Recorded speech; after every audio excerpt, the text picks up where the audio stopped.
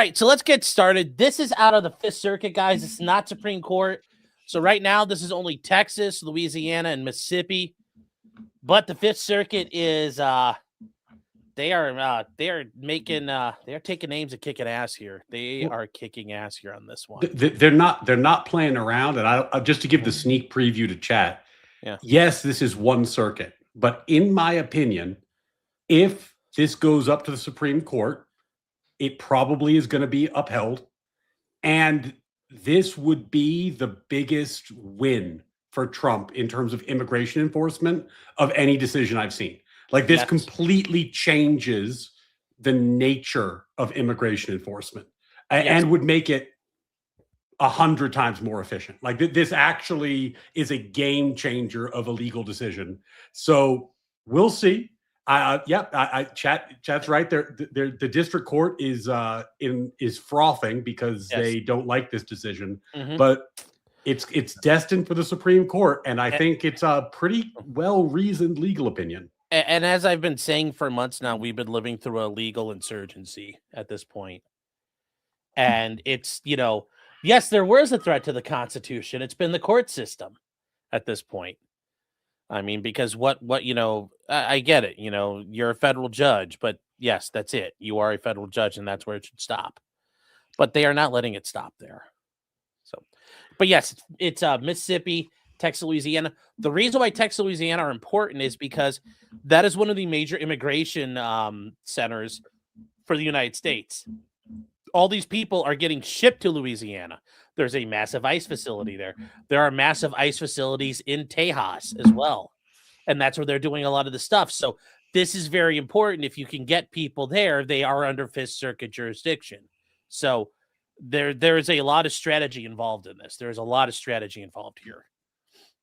Yeah, and I don't know if you want to read the decision or if you want to kind of or give like an overview, like what's helpful. Oh no, we're gonna get into it. We're gonna get into it because they start off very quickly here. Yeah, so let's dive right in. It's time now, chat. We've done enough foreplay. Yeah. All right. Time for the main event. Yes. So this is out of the Fifth Circuit. It came out on the 6th, guys. So it's been a couple of days. It came out Friday. But everybody's lost their minds about it now, and it's been very hilarious. The amount of, like I said, guys, the coping is amazing on this one. So dated February 6th, a month after the venerable holiday of January 6th, which is etched in the minds of liberals everywhere. So it is Victor Buenrostro Mendez versus Pam Bondi and the gang, Christy Nome, Todd Lyons, Matt Baker, all these people. And then Jose Padron, Covarrubias, I don't know. Maybe that's Bad Bunny. That's probably what his name is. Probably. For all those people, yeah. I will though say Bad Bunny, apparently he talked about the Jones Act like when he started his show, and I'm like, that's actually kind of cool. Well, he probably saw the last Chappelle special, which was about the Jones Act. Yeah. So on screen, by the way, you'll see that Judge Edith Jones wrote this opinion. So just like to give like a little inside baseball, like I'm a member of the Federalist Society. At the last Federalist Society event I went to, Judge Jones was the featured speaker, and afterwards we all had dinner and we're like chatting and hanging out, and she gave some remarks and we asked her some questions. This woman is unfathomably based as a starting point, but also for people who are fans of like my channel, when I do a little bit more of like the philosophy stuff, she is a big believer in natural law, a big believer in natural rights, a big believer in the philosophy expressed in the Declaration of Independence. She is exactly in the wheelhouse of kind of like the judicial philosophy and American philosophy that I espouse. So she, anyway, it was really a pleasure to meet her. When I saw her name on this, it jumped out at me because this is an unfathomably based opinion written by an unfathomably based woman. Well, there we go. That is what we'll take that from here. So we'll, I didn't save the, I didn't save my update for the thumbnail and everything, but hopefully you guys can see that it's based. So now they point out here, it's all about statutory interpretation. So what better place for a court statutory interpretation by alien petitioners is novel. But their point, it's novel, but it's not like completely unseen before.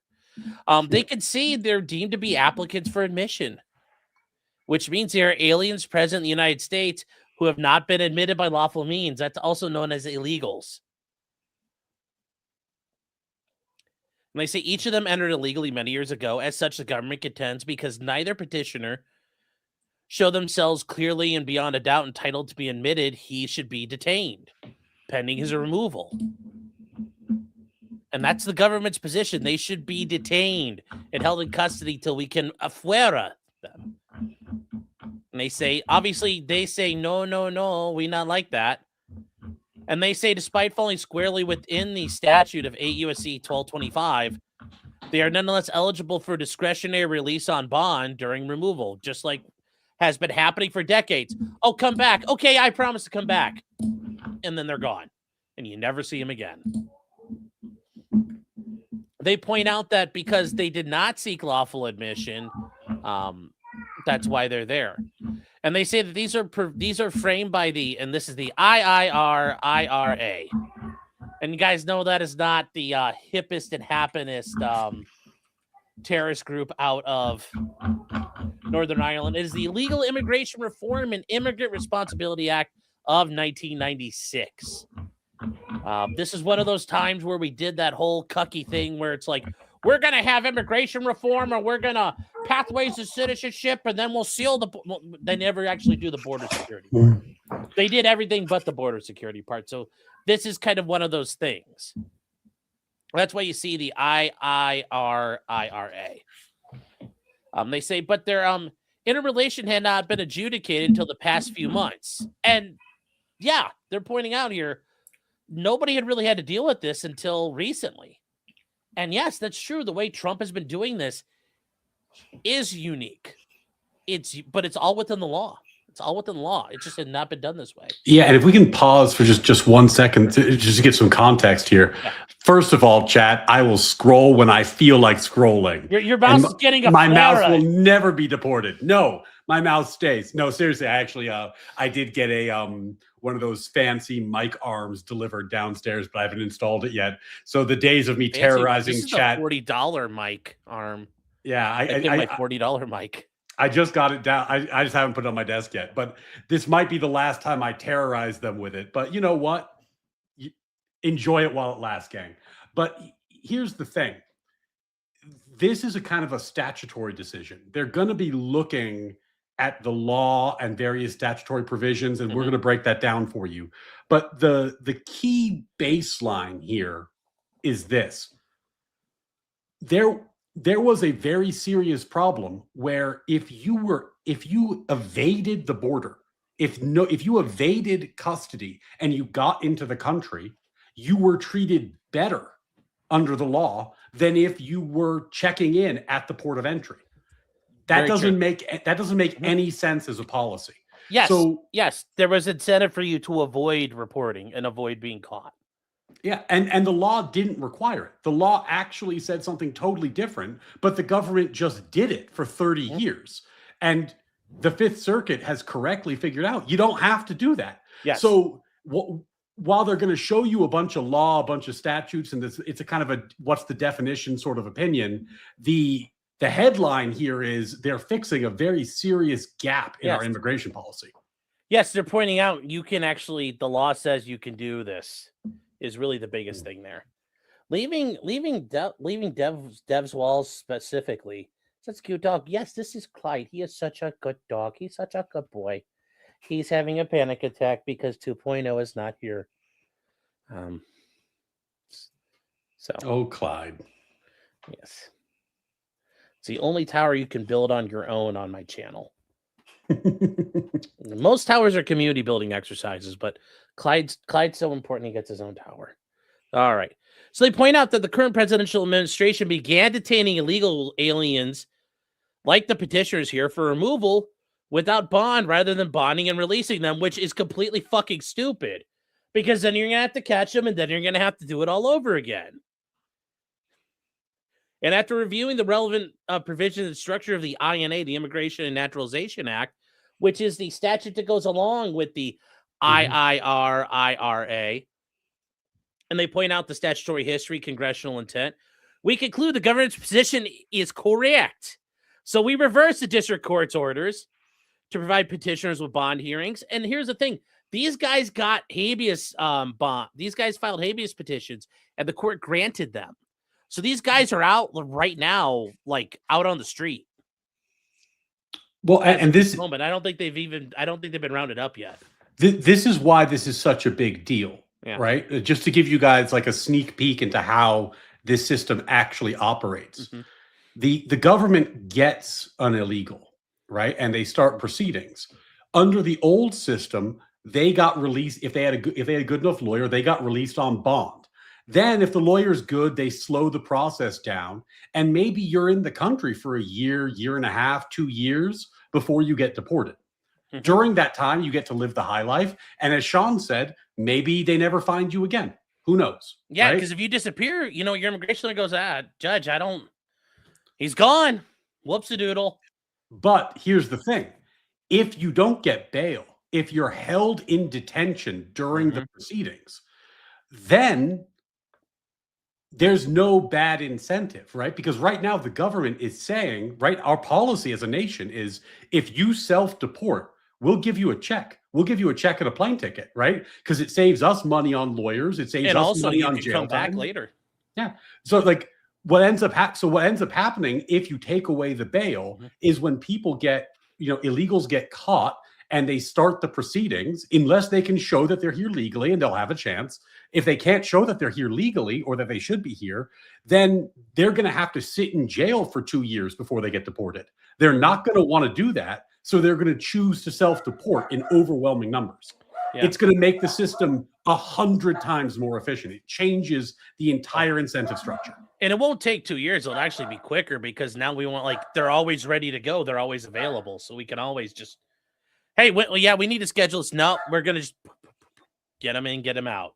Well, yeah, quicker. And you don't have the incentives for an illegal to try to stay here and draw it out by filing motion after motion after motion are gone. Why would you file motion after motion after motion and slow play the whole thing if you're just going to have to sit in jail? Mm-hmm. Right? That's not fun for anybody. No, the whole point of slow playing is that you get to be out in America enjoying, our wonderful country. But if that changes, then the whole system is going to become more efficient.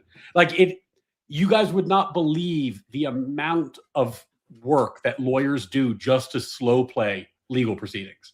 It's like a whole niche area that it's a skill set. So they draw, especially in immigration law, it's entirely part of the game. Yeah, you slow it down so that your client has more time in the country. It's a well-known phenomenon, and this cuts to the heart of it. Mm-hmm.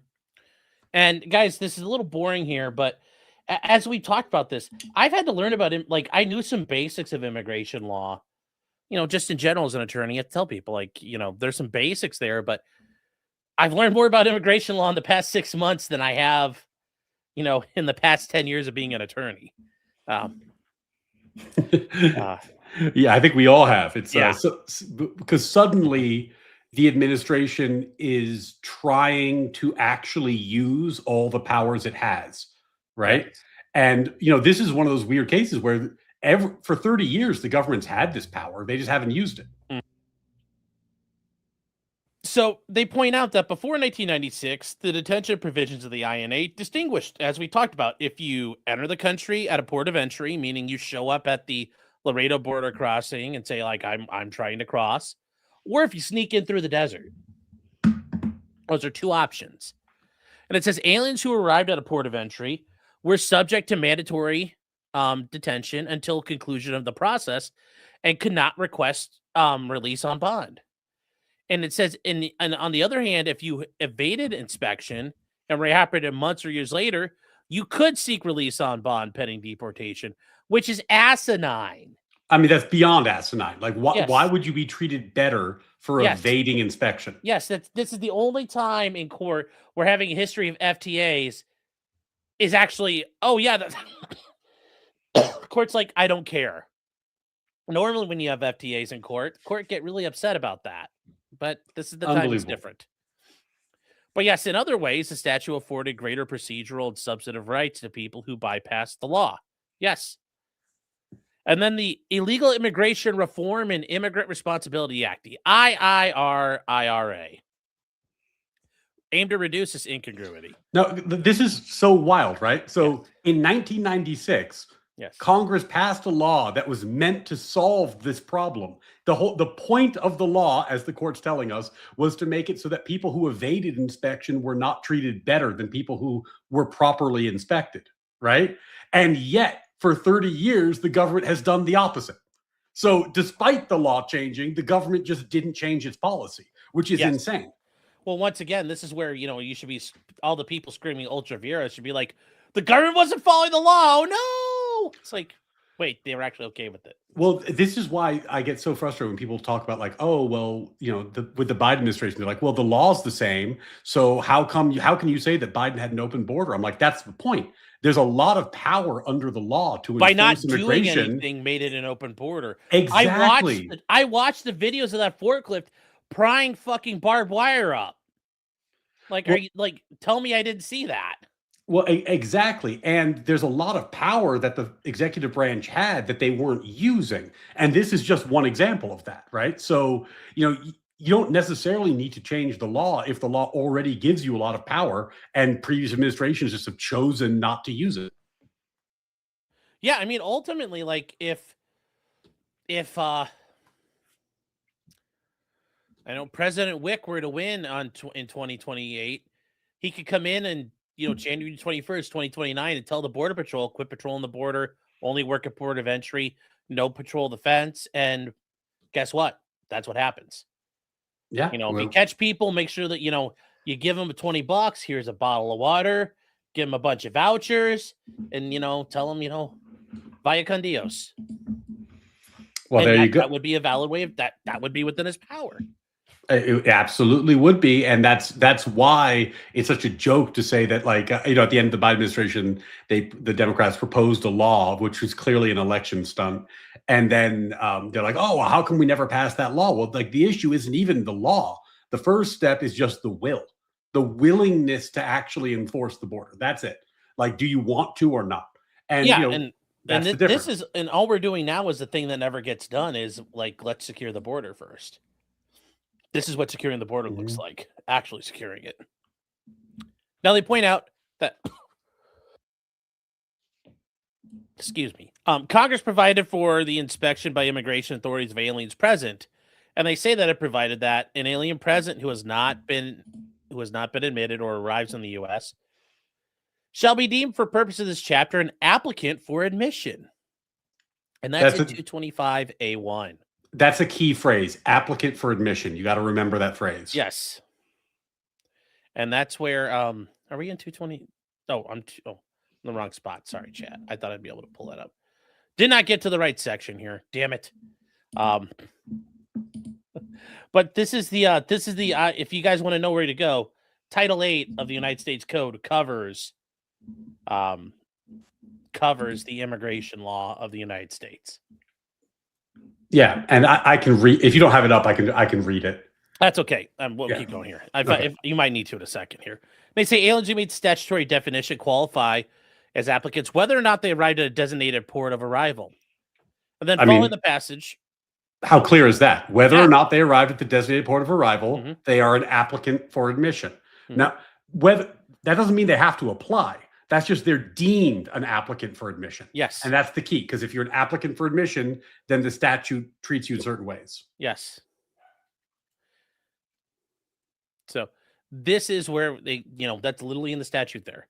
And they say, following the passage, an alien status does not turn on where or how the alien entered the United States. And honestly, I wouldn't have known that. I figured that's just the way it works. For the longest time, apparently that was how the law was written. And this is what they tried to fix in 1996, right? Like previously there was this gap, and in 1996 they fixed it. Yeah, but honestly, I didn't know that. I didn't, that's the thing with some of this stuff. You have to learn it, and even as attorneys, you're like, oh wow, there really was a law already on the books for this. Usually, Yeah. you don't encounter this with such glee. You're usually like, oh god, there is a law against it. Yeah. No, normally, oh my God, there's a law. My client's going to jail. But yeah, this time, yes, or no, this isn't going to work. So they point out the detention of applicants. And they say in case of an alien who's an applicant for admission, if the examining officer determines that an alien seeking admission is clearly and not beyond a doubt entitled to be admitted, and there are reasons you can show up to the border and still get admitted, the alien shall, not may, not might, it shall be detained. Shall is one of those words. yeah. Be detained for the proceeding. And like, just to like let you know how crazy this is, the district courts that have been saying that this is not the reading of the law that they agree with, like, what does the dissent say? What do these district courts who think that this doesn't apply say? They say that the phrase alien who is an applicant for admission is different than alien seeking admission, and therefore this doesn't apply. They think alien seeking admission is somehow completely referring to something different than alien who is an applicant for admission, when I think kind of a common sense reading of the statute would be like, no, that's the same thing. What's the difference between with those two terms, an alien who's an applicant and an alien who is seeking? That seems pretty much the same thing. But that's what most of the legal arguments are about, is which term applies. Once again, chat, the alien shall be detained. This is literally like, there's no questioning this. There's no questioning it. And they point out the Supreme Court said 1225B2 operates as a catch-all provision that applies to all applicants for admission not covered by subsection B1. I mean, that's pretty clear. Yeah. Mm-hmm. That's a pretty clear line from the Supreme Court. Yes, and they point out that B1 is alternative framework if you qualify for expedited removal proceedings. And they do lay out, there are times where you can be expedited. If you are, how do they handle this? What gets done? And how you will be removed and how fast you can be removed.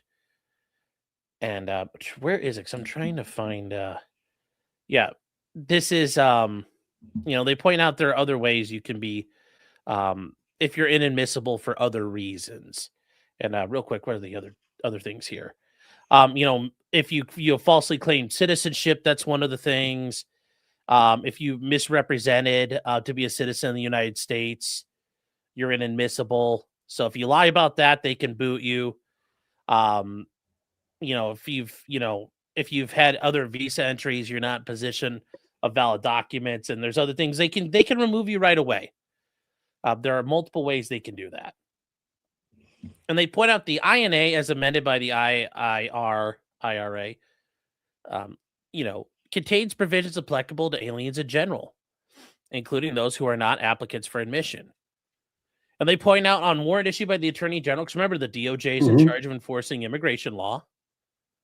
An alien may be arrested and detained pending a decision on whether the alien is to be removed from the United States. It says it permits, but does not require the Attorney General to release aliens on bond of at least $1,500 with security approved by and containing conditions prescribed by the Attorney General. They don't have to, but they can if they want to.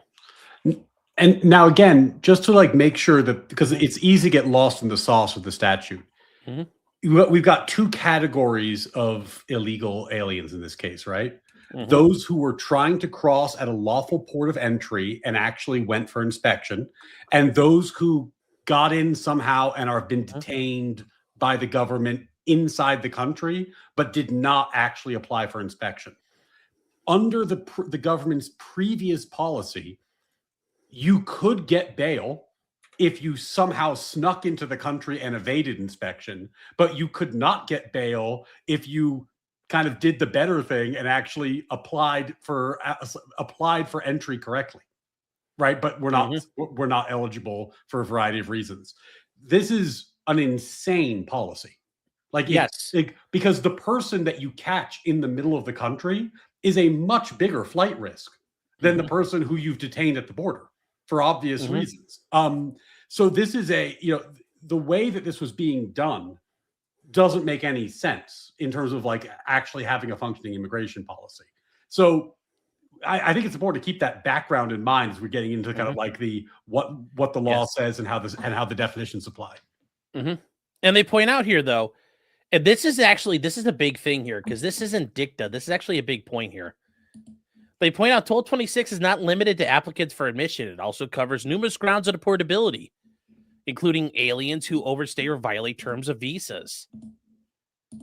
That I think, there's a lot here that they can use. They also engage in conduct that renders them removable or were improperly admitted. So, like, they could say, we shouldn't have admitted you. You don't get to turn around and rely on that. The government will say, oops, we shouldn't have done that. You have to go. This is also a defense against a counter argument that I think people will make, which is that this interpretation renders 1226 surplusage, which is generally disfavored in the law, right? But they're saying, no. This covers a variety of other grounds for deportability. So even if our reading of 1225 means that a huge chunk of illegal aliens are now going to be detained, there's still 1226 still applies in some cases. Now, they point out not everybody is eligible for release on bond. If you committed one of the criminal offenses enumerated in 1226C, you lose eligibility. That includes crimes of moral turpitude. If you get convicted of a crime where your sentence is greater than 1 year, you can. There's cases involving drug offenses. And then also there's things under the Lake and Riley Act. Expanded it by adding new things for ineligibility for bond. So there's a lot of reasons you can lose it. And aside from being ineligible, aliens covered by this may also not be granted parole under 8 U.S.C. 1182. Yeah. So 1226 still has a variety of purposes. But this is the interesting part. This is what I found fascinating, was what presidents did from 97 to 2025, despite what the law says. Now, here's something, and this is something, just as footnotes important. Somebody asked me this in a DM today. They point out the DHS can exercise a parole authority to temporarily release applicants, and DHS has that authority still. But it only may use the authority on a case-by-case basis for urgent humanitarian reasons or a significant public benefit. Now, somebody had mentioned to me, can there be a class action for this? No. That's it. That was an issue addressed by Justice Scalia back in the 90s when this whole case, there was a case about the IRA. There was a whole issue about this that went to the Supreme Court, and it was like a 5-3 to I think 1 or one of them had to recuse. They said, no, you can't class action this. And that's good because God almighty, they would try at this point. But what do you bet that there's some district somewhere that rolls the dice on that getting certified? Once again, I mean, but nobody ever gets in trouble. It's kind of like that judge who said, the judge in Minnesota said, here's the 90 times Trump has defied court orders, and he's misciting things, double citing things. And I'm like, if you tried that in front of him, he'd be crawling up your ass with a red hot poker if you screwed up that bad. But apparently it's all okay. Once again, as an attorney, if you're like, do you want me to encourage people to value the rule of law? If you do, I need you to play by the rule of law. If you want me to go tell Chat to fire up their Serbian paramilitary squads, you're doing it. You're helping. You're encouraging me to do that, because I can't look at people with a straight face and say, let's have faith in the courts, if the courts have no, fealty to the Constitution anymore. Yeah, it's going to be really interesting to watch how the courts in the Fifth Circuit deal with this, because there's some district courts that are going to be really. I think we've already seen it. They're really upset by this. Well, this is going to go to the Supreme Court once, even when like we had to deal with that issue where the Supreme Court had to daddy dick that one judge. Like they'll do this until it happens, until they're stopped. I mean, this seems like a pretty clean reading to me. I understand, but this seems. I think that if this goes to the Supreme Court, I think you said it'd be 7-2. I think, they might even get Kagan on this one. Like, well, I mean, we're going to get a lot of this. It just don't make no sense. That's we're gonna get a lot of that. We're gonna get a lot of that. Your chat is savage, man. Who made that? That is oh god, who is he? I forget his name in here, but he's Pim on Twitter. AI is getting scary, man. That's It's like, good. It's very good. that's real. I don't know if you've seen that clip. It showed over the course of years Will Smith eating spaghetti. Oh yeah, And at first it looks like it's all goobery, and by the end it's him talking, and it's like, look, it even tells us how to talk now, and like, yeah. So, but anyways, let's keep going here. They point out from 1997, the heydays of the Clinton presidency. Fresh off of wait, no, what year was the impeachment? Ooh, that's a good question. What years were the impeachment? I don't remember. I was only 12 in 1997. 1998. So we are still like where Jennifer Flowers and oh god, what are those other hoochie mama names? Some of them. But anyways, this is the heydays of the 90s still. Well, this is why Bill didn't realize the law changed. He was distracted. He was distracted. He's like, I signed what? He's like, can I still fly airplanes full of cocaine into Mena, Arkansas? Yes. Well, I'll be. If you didn't know, that's what he did when he was the governor of Arkansas. Chat. Go watch American Made. He has a brief mention in there. Anyways, the successive administrations and many immigration judges. Remember, the immigration judges are Article 2 employees. They aren't real judges. They are glorified hearing officers. They are not Article 3 judges. They treated unadmitted aliens being subject to this rather than to 1225B2.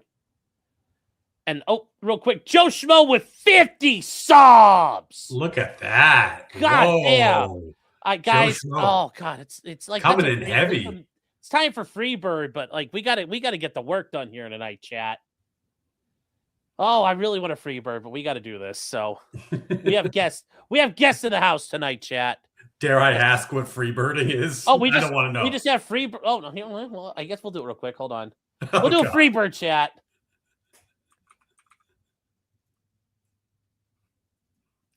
So,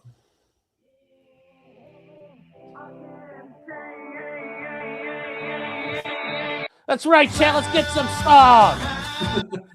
Amateur iconoclast for one. Oh. That's right. That's right, chat.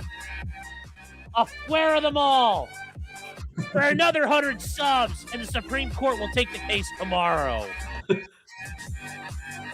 I didn't realize what I was walking myself into there. Johan for one sub. All right, we got to do this. The world demands it. John told him to watch Murder on the Track while you're catching up on Clinton lore. Of that too. Also, rest in peace, Vince Foster. 2 shots to the back of the head. Unforced ego. Thank you so much, buddy. EDW really appreciate that. 1 sub. Yes. Unforced ego for 10 subs to Ryan Mullally. There we go. That's right, baby. Now I'm into it. I wasn't into it before, Sean, but now I'm into it. We're freebirding now. Erica Thorpe, Wonder Bread for 10 subs. Jefferson Post for 1 sub. Unbelievable. EDW Raptor for 5 subs. Luke says, happy birthday, Sean. In 6 months it will be, but not today. Oh. No, Bob, no, we got the music going. There's no video need to be shown. No video need to be shown. It's just the music. Johan with 5 more subs. Unforced ego for 10 more subs. Just making it. Just making it rain out there, chat. The hype is real. Yes, he's finding all the grays out there. And Raptor, Chipingro, and Jefferson sneaking into my chat with subs. Yeah, just making it rain. Cats out there. Just fighting all the lefties out there, just hosing them down.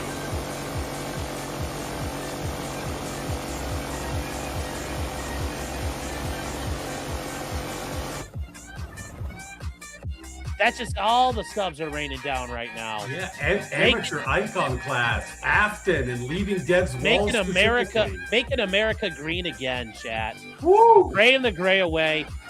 10 more subs from Wonder Bread. Thank you. Jefferson Post with another sub. EDW Raptor with 5 more subs. Ammo's Currency for 1 sub. EDW giving Ryan Mullally 1 sub. Hey. Captain Grow for 1 sub. Jefferson Post for 1 sub. Iconoclast and Afton for a sub. Leaving Dev's Walls specifically for 1 sub.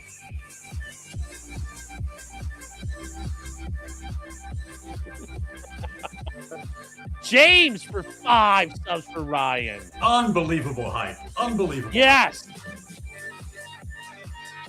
Yes, show love to the leeching lawyers. Yes. Jack Cade wanted us killed, chat. You don't realize that. He wanted us all dead. Yeah. We take your billables by day and your memberships by night. All right, chat. There we go. All right, there we go. Yeah, so it came up. So you had to ask. There we go. See, you got. Yeah, aren't you glad you asked, Ryan? What Freebird was? I am now glad I asked what Freebird was. Yes. I didn't know. Now I know. Now I know. Yes. And shout out to Zero Fucks. If Zero Fucks hadn't been kicking me in the ass, I wouldn't even have memberships enabled. Oh, Zero yeah. Zero Fucks totally get my shit together. Chat. It's beautiful. You can make all kinds of emojis that's one. Oh, wait, hold on. Can somebody show Sean the piss cry emoji? Is there any way to do that? Oh my God, is there? Oh no, hold on. I gotta pull up my because StreamYard doesn't show them. I gotta go. Yeah, so we can't pull it up. Start spamming them, chat. I need to see. Yeah, because. Oh no, do I see this here? Is it gonna? Oh, I don't know if it's gonna show. I gotta go into your chat. I think you gotta go to YouTube. Yeah. Well, no, I gotta go over to yours. All right, here we go. Spam those emotes. Oh, hold on. Oh my God. Jeez. That's like casino quality emotes there, Ryan. That's your internet game is very strong, sir. Credit to my mods who do all the work. Well. Chipingro and Zero Fox put their heads together, and that was their beautiful creation. Well, anyways, Joe Schmo, again, thank you for your support. Big fucking support tonight, chat. Yes. Oh my God. Okay. Well, that was good. That was good. Yeah. A little levity. Yes, a little level. It's we're dabbing all kinds of ways tonight. We're dabbing on the Grays, and we're dabbing on the illegals tonight. Oh. So they point out, though, but in July of 2025, the Board of Immigration Appeals, from chat, if you didn't understand this, when you have an immigration judge, remember, they're Article 2 judges, so they're DOJ employees. They're not like judges. When they say, hey, you have to go home, and you want to say no, you appeal to the Board of Immigration Appeals, which is also run by DOJ employees. Mm-hmm.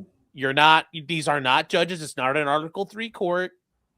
You're not doing anything like that. So it stays in a very specific spot. They point out the matter of Yayure Hurtado. I'm probably close enough. Which reconsidered the framework and concluded that aliens who enter are subject to mandatory detention. And reaching the conclusion, they explained that remaining in the United States for a long enough time does not constitute an admission. And that makes sense. You can't just say, well, I've been here long enough and you didn't find me, so I must be allowed to be here. I mean, it's not like the law doesn't need to treat people who evade the law and break the law successfully better. Like that, you don't win a prize for evading the law for a long time. You know how many of my clients, Your Honor, there was a warrant out for their arrest for 10 years. You know what? Should they get some credit for that? And it wasn't like they were living in the woods. They were going to work every day. So, but the remarkable thing about this, right, is that, so you have the law, and I actually think the law is not that complicated. Yeah, I don't either. You But know, the board made this decision, but I actually, wait, I'll let you read it. But like, despite that, the judges have not been on board in many districts, not all, but many districts. yes. And ultimately, guys, you're wondering how does this all work here? Um, the DOJ can put people in position, so they can always steer this to judges they want, and like they can find based more pro-Trump friendly judge, and also they can just shuffle people around. Hi, you're not handling immigration appeals anymore. You're doing whatever. Like they can move you around. It's very different from an Article 3 court. So Mhm. yes, you can set this up to get whatever result you want. But now we have the Fifth Circuit confirming that this Yes, was the correct ruling. exactly. Exactly. But I'm just pointing that out because people have asked me, how do these judges work? And I'm like, they're people get mad when I pointed out what the whole warrant thing. I'm like, it's not a real warrant. No, it's not. Well, I know that, but they're like, but it's from a judge, and I'm like, they're not real judges. I don't want to derail us, but like Yeah. sometime remind me to tell you the story about like the time that I did a case before the Department of Education and like what an absolute shit show it was to be like, basically they were trying to take my client's money with Yeah. the one hand, and then they were the judges, but it's the same people, right? Like it's the same department, so they're coming after you and they're deciding the case. Yes. It's a very different thing than being in a real court. Spud Gun, no, and this actually Spud Gun, he is from England. No, an Article 3 judge is a judge who's nominated by the president and confirmed by the Senate. So a federal district court judge or the judges here in the Fifth Circuit are Article 3 judges. They can hear criminal and civil things. An Article 2 judge is basically a hearing officer. Yeah. It's obviously a little more than that, and I'm sure that a bunch of immigration judges would and scree at me for calling them hearing officers, but they are hearing officers at the end of the day. They're known as administrative law judges, ALJs is a fancier term for them. Yeah, and so Spud Gun's not wrong. Like they are Yeah. ALJs, they do administrative law, Yeah. but it's a very small subset. Whereas Article 3 does basically everything except for bankruptcy. Yeah. Is the way to think about it, right? Like Article 3 has general federal jurisdiction. Yes. Correct. So they point out that unadmitted aliens apprehended anywhere are ineligible for release on bond, based regardless of how long they've resided in the United States, based again. And they say since DHS has begun to detain unadmitted aliens, well over 1,000 aliens have filed habeas petitions. And this is part of the lawfare. They're seeking to swamp the DOJ. And this has caused some DOJ attorneys to quit. And then there was they were like, the one attorney begged to get put in jail for the night. I'm sure she said that as a joke. That said, though, she lost her job the next day, but sounds like she didn't really want it, but yeah. It is true though. Like I saw they were advertising AUSA positions on X, which is like not a good look. Right? Yeah, like but you know what though? I mean, like at the end of the day, it doesn't matter. If you get hired into the Trump administration, you're gonna get fucking fired right away. If JD Vance doesn't win, like that's that's these political jobs are always a little temporary. Well, yeah, but even if you get hired as a line AUSA, which isn't a bad gig, you're not going to have that job for long. No, but there is a end run around this that the government has been using very effectively. They bring in the Judge Advocate General Corps, and they bring in military attorneys who can do the work, and they are allowed to do the work. They are federal attorneys, and they are doing it, and they're getting conscripted to do it. They're getting sent in. I actually, one of the counties I work in, one of the assistant prosecutors is a JAG reserve officer. And he's like, I was really worried I was going to have to do that. But he's like, I've got orders cut to go to Korea next month anyway. So he's like, I'm not going to have to deal with that. He's never been so excited to go to Korea. Yeah. But he says like he knows other guys who are getting, hey, we need you in Minnesota, or we need you in Texas. Yeah. But 1,000 petitions. That's a lot. It's a lot. And they say in most of these cases, the district courts have found in favor. Yes. But we've also seen like holy shit, that's a crazy parenthetical. Yeah. I've never seen anything like that. Mm-hmm.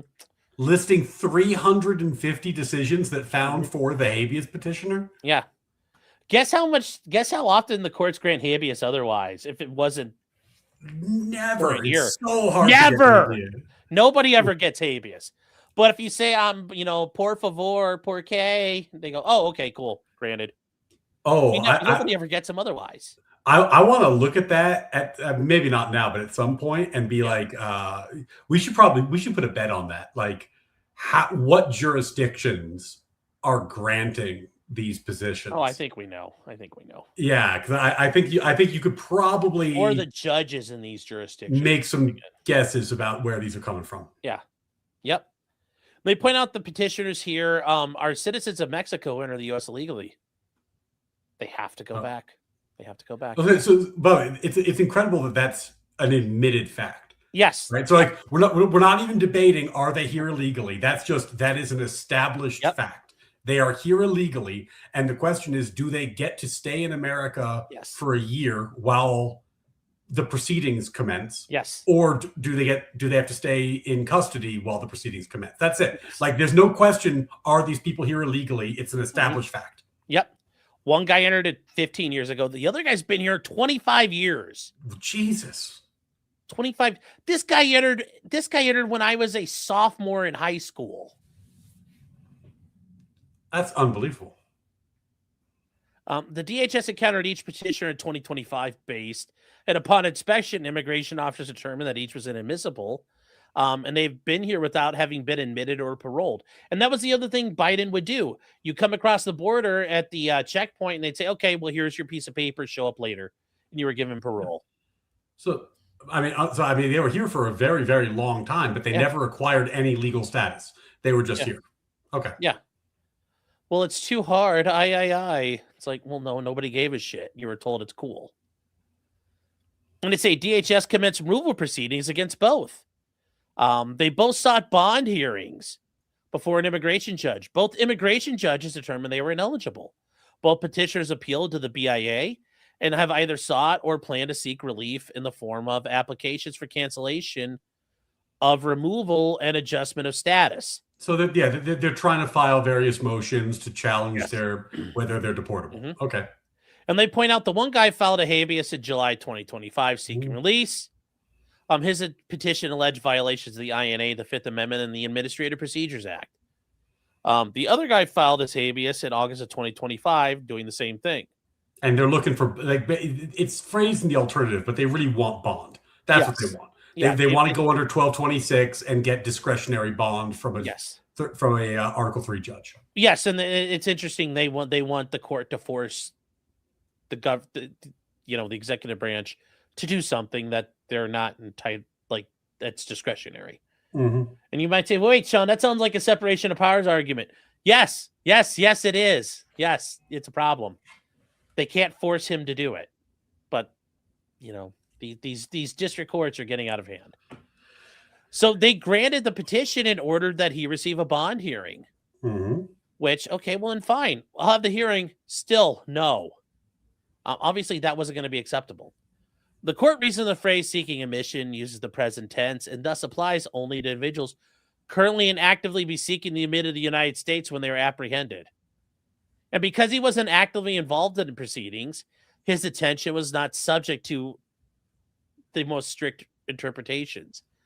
The court also feared the government's interpretation would render portions of 1226 superfluous. Well, that's the surplusage argument I was teeing up before. That's the Supreme Court's problem. That's not yours, honey.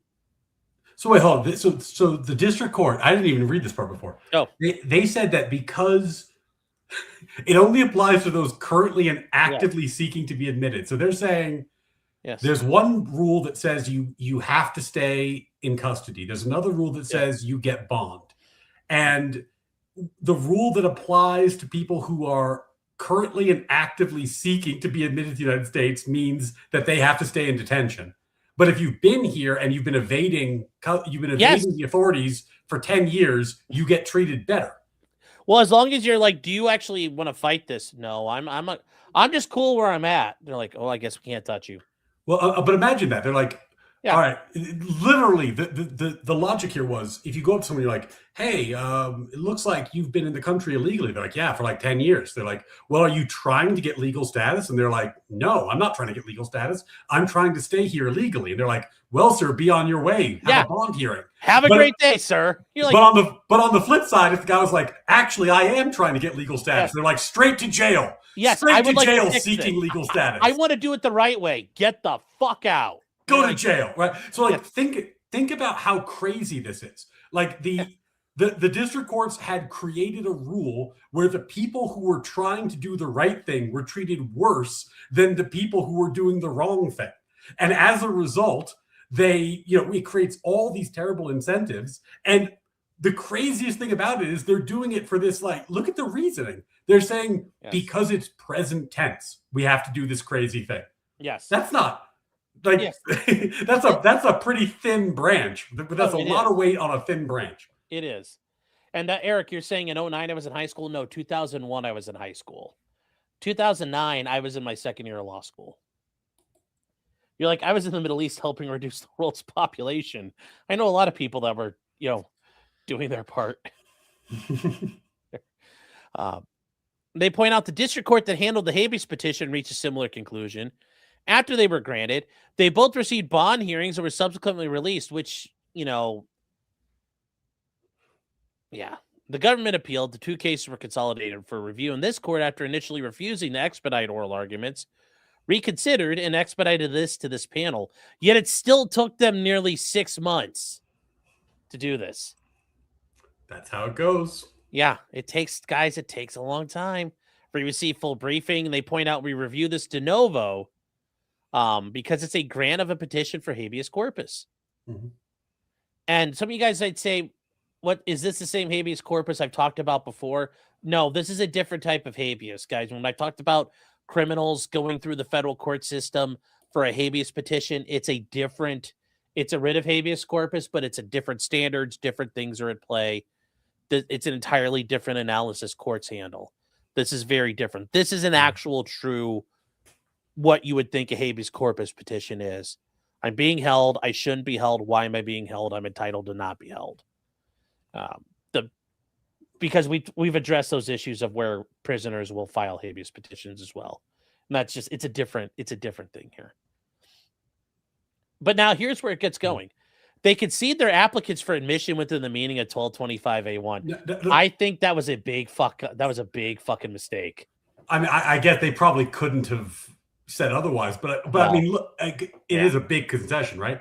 But honestly, it says in the case of an alien who is an applicant for admission, if the examining immigration officer determines the alien seeking admission is not clearly and beyond a doubt entitled to be admitted, the alien shall be detained. We read that, right? Yes. So they've said they are applicants for admission. Yes. So you shall be detained. Yes. Right? That's not. Yes. It's not really more complicated than that. Yes. Presence without admission deems the petitioners to be applicants for admission. But I don't know, like, why is this so hard to understand? But apparently it is. Literally could have stopped the opinion right there. I actually think that like the statutory analysis could terminate right there, and you're like, yeah, that's pretty clear. Yeah, this would act like one of those emergency petitions. Like, I don't know what more you want us to say. Yeah, the rest of this is for the Supreme Court's benefit when they read, to see the logic. But like it actually is, I think, pretty clear on the face of the statute. Yes. And they point out, none of the petitioners dispute that 1225B2A applies to them. If it does, it would require their detention without eligibility for bond. The statute unambiguously provides for mandatory detention. It's mandatory, chat. We said that. They shall be detained. Not, discretionarily. No, you have to detain them.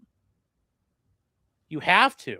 Yeah, so they've basically, the petitioners admitted they're applicants for admission, and they've admitted that if 1225 applies to them, they must be detained. These are not things they even follow, right? Yeah. Okay. It mandates detention. And it says not just until the moment those proceedings begin. And notice that italics it, you have to do it. And they say, despite these concessions, they insist they fall outside the scope. And they say it only applies to aliens who are seeking admission, which once again gets to the argument of, well, no, I just want to lay low and hide. Okay, see ya. Have a good one. The next sentence is amazing. Yes. Right. Pointing to it, and yes, this is pointing to a definition of admission in 8 USC 1101. The petitioners contend that admission means the lawful entry of an alien to the United States after inspection and authorization by an immigrant officer. Keep going. This is the money shot. According to the petitioners, then, seeking admission refers only to those aliens who are actively pursuing lawful entry and submitting themselves to inspection by an immigration officer. So because they've been in here for so long, and it's because that thing we were joking about is what they're actually saying. It's their actual argument. Like Sean and I were kind of joking, but it's not a meme. It's their real argument. We've been in the country so long, and we are not seeking legal status. Therefore, we should be treated better. But if we were seeking legal status, we admit straight to jail. Yes. Right? Like straight to detention if we were seeking legal status. But we're actually trying to stay in the country illegally, and we're trying to stay under the radar. So we're not even trying to get legal status. Therefore, we should get treated better. Yes. And imagine, like, here's the funny thing. That's the actual argument. I've made that argument before, kind of jokingly, before judges when you got nothing else. These guys 100% made this with a straight fucking face. And like the nerve to make this argument at the appellate level, this is almost frivolous. Well, but Sean, that's why that parenthetical above was so crazy, because I mean, I haven't read it, but according to that case, this argument has won before district courts 350 times. Which is insane. That like 350 judges bought this argument, which to me just seems completely implausible. Yes. Anyway, it's fucking wild that this was even a contested issue. But anyway, here we go. And Chapman Growth says, am I practice or is this a special program? No, that's why I can do all these little guys. Got that iron hand. It don't shake. Don't shake, chat. Sean could have been a surgeon, but this is what he does instead. Yeah, I know. I could have been a people mechanic. Instead, I mechanic the law. And like a mechanic, it involves screaming at it and hitting with a hammer. So thus they argue they were not seeking admission and it doesn't apply. Which once again, like I said, I've made the arguments. You kind of joke, like, Your Honor, like, look, they kind of like stayed out of, like, give them a reward. They tried. They stayed out of trouble for 10 years. That should give them some, like, because if they had got caught breaking the law, they would have pinged on the warrants. So I'm like, Your Honor, cut them some slack. I would never actually go do that in like federal court or in the court of appeals. Like, it's a joke. The idea that this is what these soyed out immigration attorneys do is absolutely insane. I mean, you have to, this is in any normal context. That's a Hail Mary. This is the type of guy who would make that argument. Like, you know who I'm talking. You've seen his tweets now a lot, right? You were telling me about it. Make the arguments it's kind of like, I want, like, whenever you deal with Pisco or Wick, just say, like, do you agree? Like, you just don't want borders. Like, you could say that. Just let's get to the point. Like, just say you don't want people to get deported. Yeah, let's be real. No, but I mean, this is a Hail Mary argument, right? Like, yes. like the idea that they're getting rewarded for this argument with regularity is crazy. Yes. Like, imagine saying, no, it's present tense. My client wasn't even seeking to be legal. Yes. But Chapingro, they won 350 times. Yes. Chapingro, you know who's paying for these? Google the Tides Foundation and the Open Society Foundation. Start from there. And if you go back far enough, you can go back to watching a guy named Glenn Beck with a big old chalkboard laying it out like it's an Al-Qaeda network. Don't worry, you can find all kinds of people who are involved in this. Oh, and by the way, if you're watching this on Sean's side and you have not yet subbed to my channel, now's the time to do it. And I'm going to give you the reason why. We got so flooded with Freebird memberships a second ago that I'm almost positive that if you subbed, you would get a free membership. So, there we go, chat. This would be the time to go get your free membership. Go chase that Freebird. Yes. Well, FDNY is saying, what good is the warrant if the sanctuary cities won't do anything with it anyway?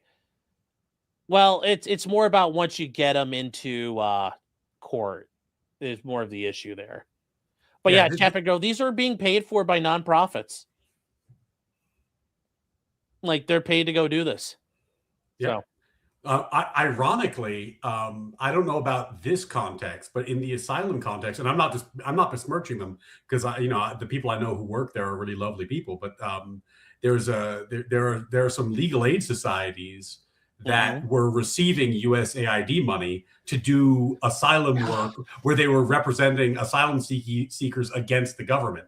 So often there's there is a pipeline of federal funding that goes to the NGO that then shows up and then represents against the government that's funding them, which is ironic. Happens all the time. It's so so incestuous where the money flows. Yeah. Sean Sandwich Sundry, thank you so much for the membership, buddy. For wide sob. Thanks, buddy. Really appreciate it. Yes. And they point out, and this is just, that's bad when they point out that the text and context of the statute contradict their reading of the statute. They're just but there's like both the textual argument and the context of the statute say you're just wrong. Like this makes no sense. Yep. Yes, and George Soros' son married Huma Abedin. Yes, he did. Yep. I still hope every once in a while that like some submarine out in the Mediterranean accidentally launches a cruise missile accidentally, and it accidentally finds its way all the way to Davos, and just one day it might happen. Computers have accidents. But notice they say not only are you wrong, the proper reading begins with the ordinary meaning of the language. Oh, Mr. Ubercross for 10 subs. Oh, God, Mr. Ubercross is just on fire. Mr. Ubercross, by the way, is another attorney. He does family law. If and his base is hell. So if the three of us ever want to powwow, he's a good guy. He and I were chatting the other night. We can do that one night. Drink some road pops and tell some war stories. We could shoot the shit. That'll be fun. He wanted to do a stream about lawyers, kind of like talking about careers and like telling war stories and shit. I think that'd be a lot of fun. You won your trial? Hell yeah. Yeah. We got that dub. Oh shit, you won? Congratulations, Ubercross. That's a feeling. I got a dub last week myself, and yeah, good. Dubs are even family court especially. Good job. Yeah, man. Enjoy a tasty brown liquor of your choice. Yeah. They point out though there is no material disjunction by the terms of the statute or the English language.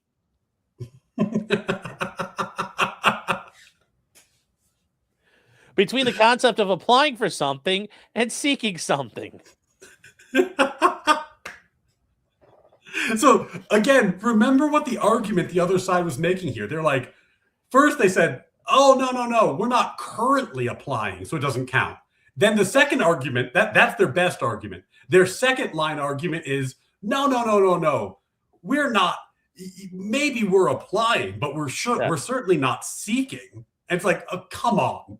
How is applying for admission and seeking admission meaningfully different? Like, what are we really talking about? This is the type of shit people hate lawyers for, but this is, somebody on Twitter once said, like, you're just being semantic. I'm like, that's the point of the law, is to be really fucking semantic. No, look, we do this. This is what lawyers do. We find loopholes. We make technical arguments. No shade to the lawyers who tried it, because this is what we do professionally. But at a certain point, you've got to inject some fucking common sense into the law. When you're saying, like, if your best argument is my client, this law doesn't apply to my client because they weren't even trying to do anything legal. They were trying to stay illegal. That's your best argument. And then your second best argument is, Your Honor, applying for admission and seeking admission are clearly totally different things. Yeah. It's crazy to even consider those related concepts. These are bad arguments. These are 5% arguments. These should never win. 350 times they won. Yes. And to be fair, though, you could just say, like I said, I think that guy could just go up there. If they just say, Your Honor, the orange man, and the judge would have been like, granted. So, I mean, This is a bad argument. I know, but that's all it would take in those 350 courts. I guarantee you. If you just said, but Your Honor, the orange man out there is, look at what he did at CCOT, and it's so scary, and they would have granted anyway. They point out when a person applies for something, they're necessarily seeking it. Obviously. Yes, from the Webster's New World College Dictionary. Page 69. Based. Wait, hold on. She compared. I swear to God, Judge Jones is so based. She compared the definitions. She says apply means to make a formal request for something, and seek means to request or ask for something. Yes. Yes. Like this might not be funny to normies, but in like a legal community, for a judge to be like, your argument is that seeking and applying are different. And then they're like, compare the dictionary definitions, motherfucker. Yes. Just read them. And read the goddamn dictionary. Definitions. Yes. That's legalese for snark. Yes. This is like, listen, I'll spell it out for you. Just as an applicant to a college seeks admission, an applicant for admission in the United States is seeking admission to the same, regardless of whether or not they actively engage in affirmative acts. The everyday meaning of a statute terms confirms that being an applicant for admission is not a condition independent from seeking admission. Obviously. Like, it's like, it's crazy that anyone had to write that, but I guess someone had to write that. So thank God someone did. And oh my gosh, I haven't gotten this far. This is getting worse for them. The petitioner first responded seeking is in the present tense, and thus it requires some form of affirmative action. Once again, the ordinary meaning suggests otherwise. It's like Judge Jones is doing that. Listen, Linda. Listen, honey. Return to the example of the college applicant. It would make no sense to say as soon as the applicant clicks submit, she is no longer seeking admission merely because she doesn't take any further affirmative steps to gain admittance. Instead, she would ordinarily be understood to be seeking admission as long as her application is pending. The same is true here. I mean, but like that sounds obvious and silly, but that's literally what their argument was. Yes, we have to explain this now. We have to explain this now. Their argument was that, like, well, yes, technically the statute says that any applicant, any illegal alien who is here is an applicant by the statute that Sean showed you. Like, that's how they're defined. Yes. But they're not. They haven't tried to get status in a long time. So clearly they've stopped actively applying. It's like, no. The definition applies to you because you're an applicant. You don't magically qualify for better status because you stopped even trying to do anything legal. Like, on a policy level, it makes no sense. But then also, it's just like a real reach in terms of the language. Level, yeah, it doesn't work. It don't work. And Barton Bella, man, for 25 months, thank you for the support. Says they have detained a suspect in Savannah Guthrie's mom's kidnapping. I think she's probably dead by now. But they caught somebody. Good. Hopefully they could figure out what happened. I mean, I think somebody in the family did it, but that's just me. If that goes to trial, you'll have content for days. Oh yeah, well, man, it might be federal though. That's a sad part. No, yeah. So. They point out here the petitioners are deemed by statute to be applicants for admission pending the resolution of the removal proceedings. And this is the thing here, Tim. You're saying, but they're undocumented, no applications. Federal law doesn't consider. You are considered an applicant for admission, even regardless of your status. And I don't know if Tim was just kind of like being snarky, if he's being serious. I don't know, Tim.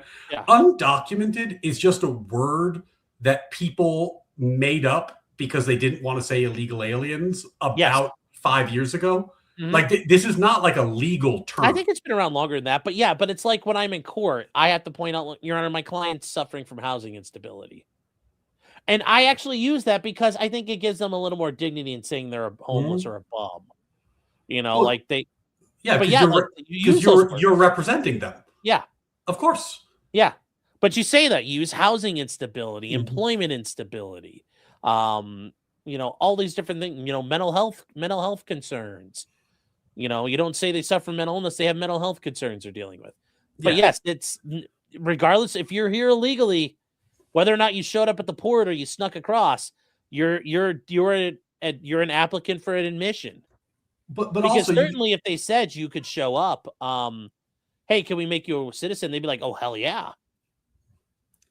well, and undocumented isn't like whether or not it's a nicer term to Yeah. use and people use it. It's not one of the terms that's in the law. It's not a legal Yes. term. It's Yes. just a it's like when I was debating Pisco on birthright citizenship. I had to figure this out because okay, like most people say Native Americans now, but if you look at all the laws about birthright citizenship about the 14th, it's all about Indians because that's the term and that to was be used. fair, in the Indian, like the Bureau of Indian Affairs, it's Indians. It's not Native Americans. Yeah. Well, and also it gets really confusing if you imagine this is a great example.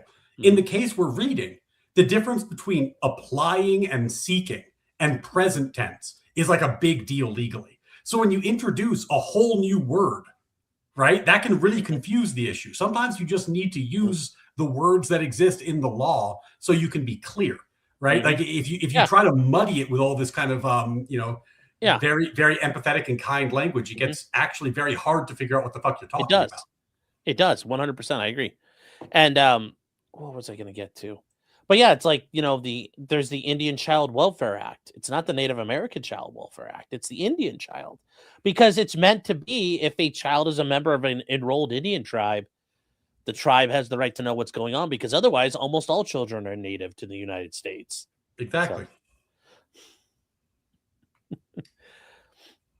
And they point out here that while they remain applicants, they are presently seeking admission. That seeking admission is equivalent to being an applicant for admission by operation of law, as confirmed by the Board of Immigration Appeals a decade ago. Yeah, so this is just this is such a garbage tier argument. But anyway, apparently it won 350 times, so what do I know? Yeah, well, that's,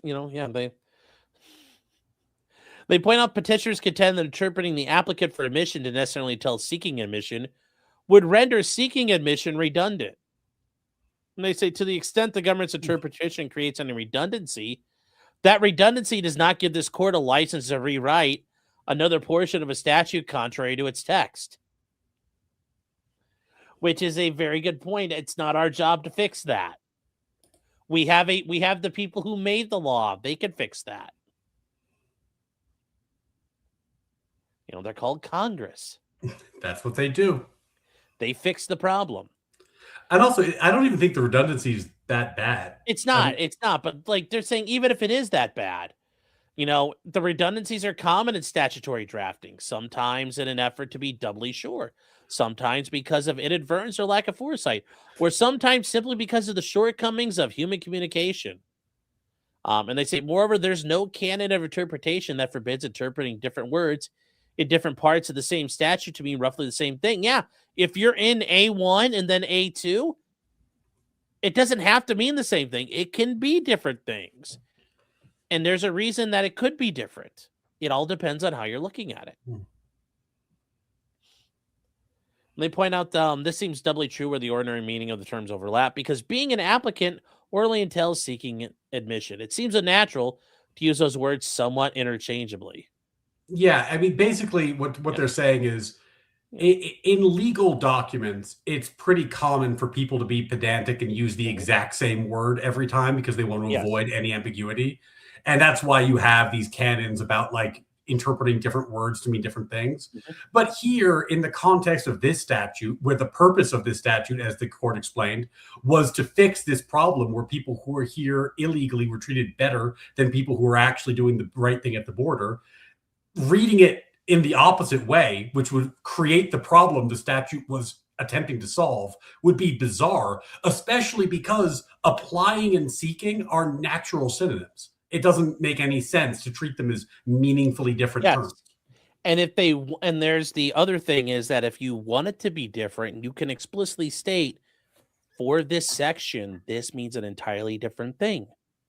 And if you want to do that, you can do that. But if not, it's going to be presumed that you're kind of okay with it being presumed to be the synonym still.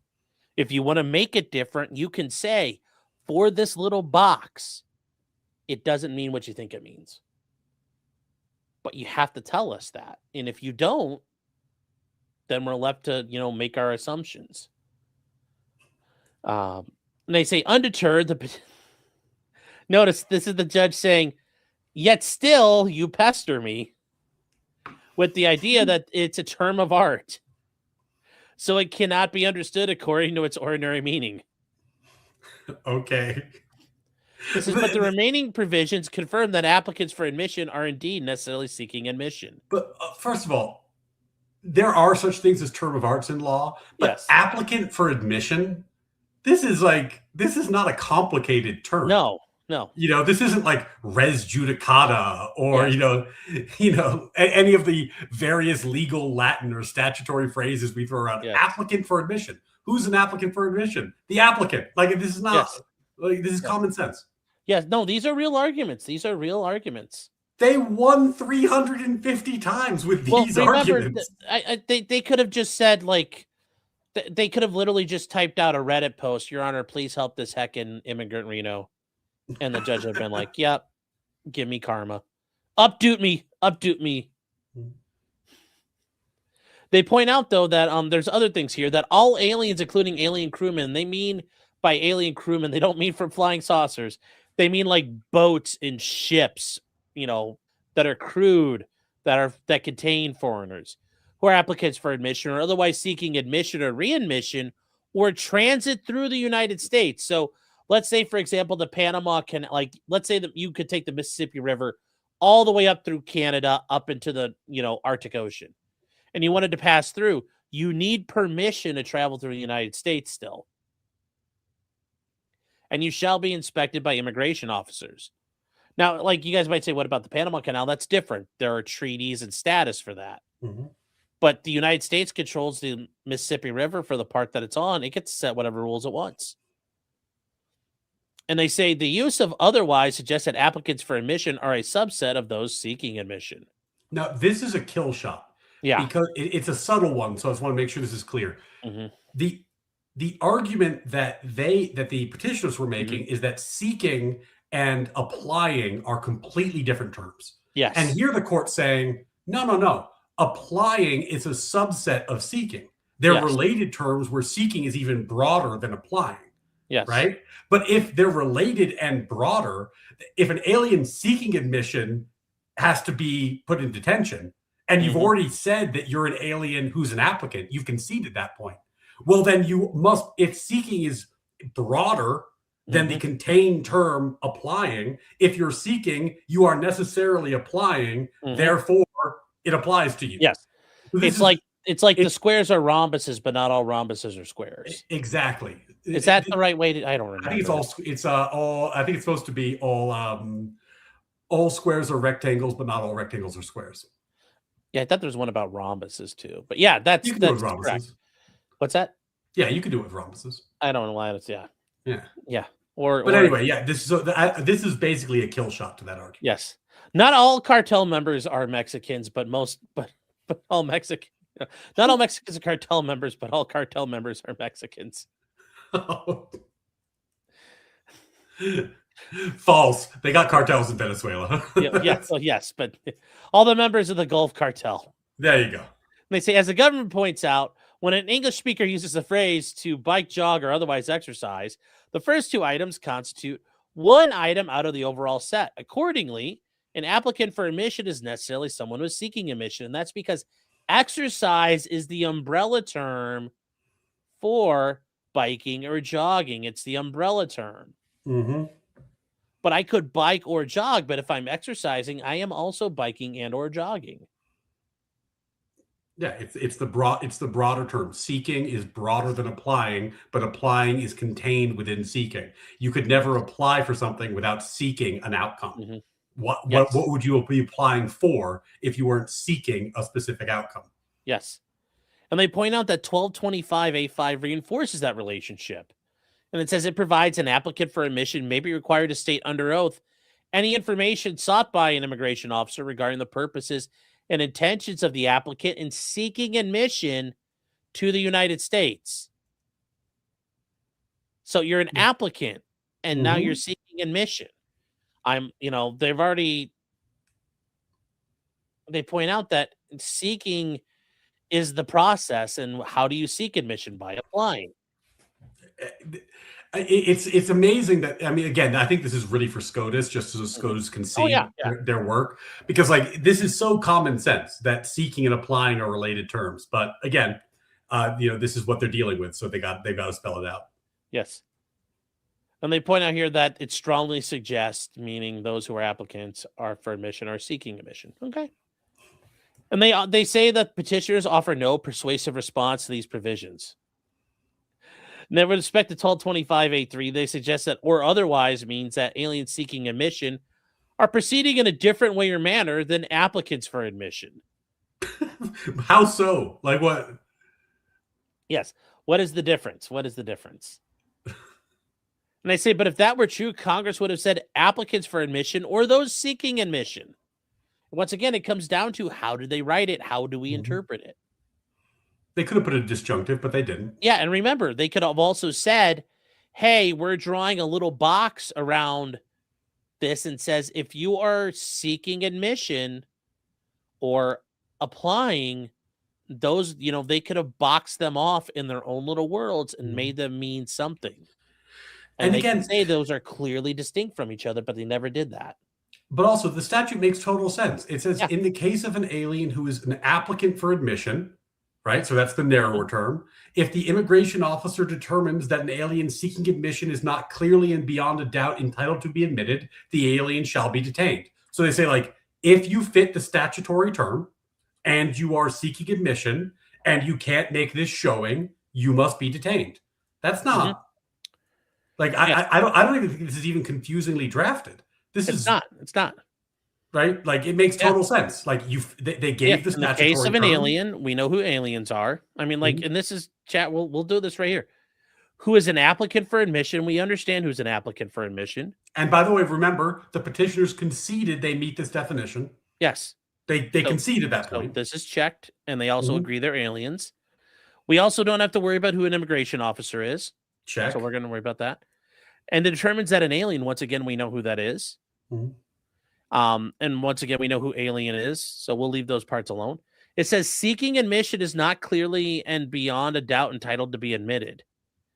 Well, they did not make that showing. So the only question is, if you're an alien who's an applicant, are you seeking admission?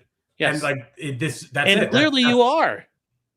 Because, I mean, like, if you're an applicant, you're seeking admission, because if I'm an applicant for admission, I'm not seeking admission because, I filed the paperwork, I really don't want it. That's not how this works. Well, because applicant is a narrower subset of the term. So if you're an applicant, you must be seeking. Yes. But again, this is like, and they're literally and they said here, they don't say and or just or.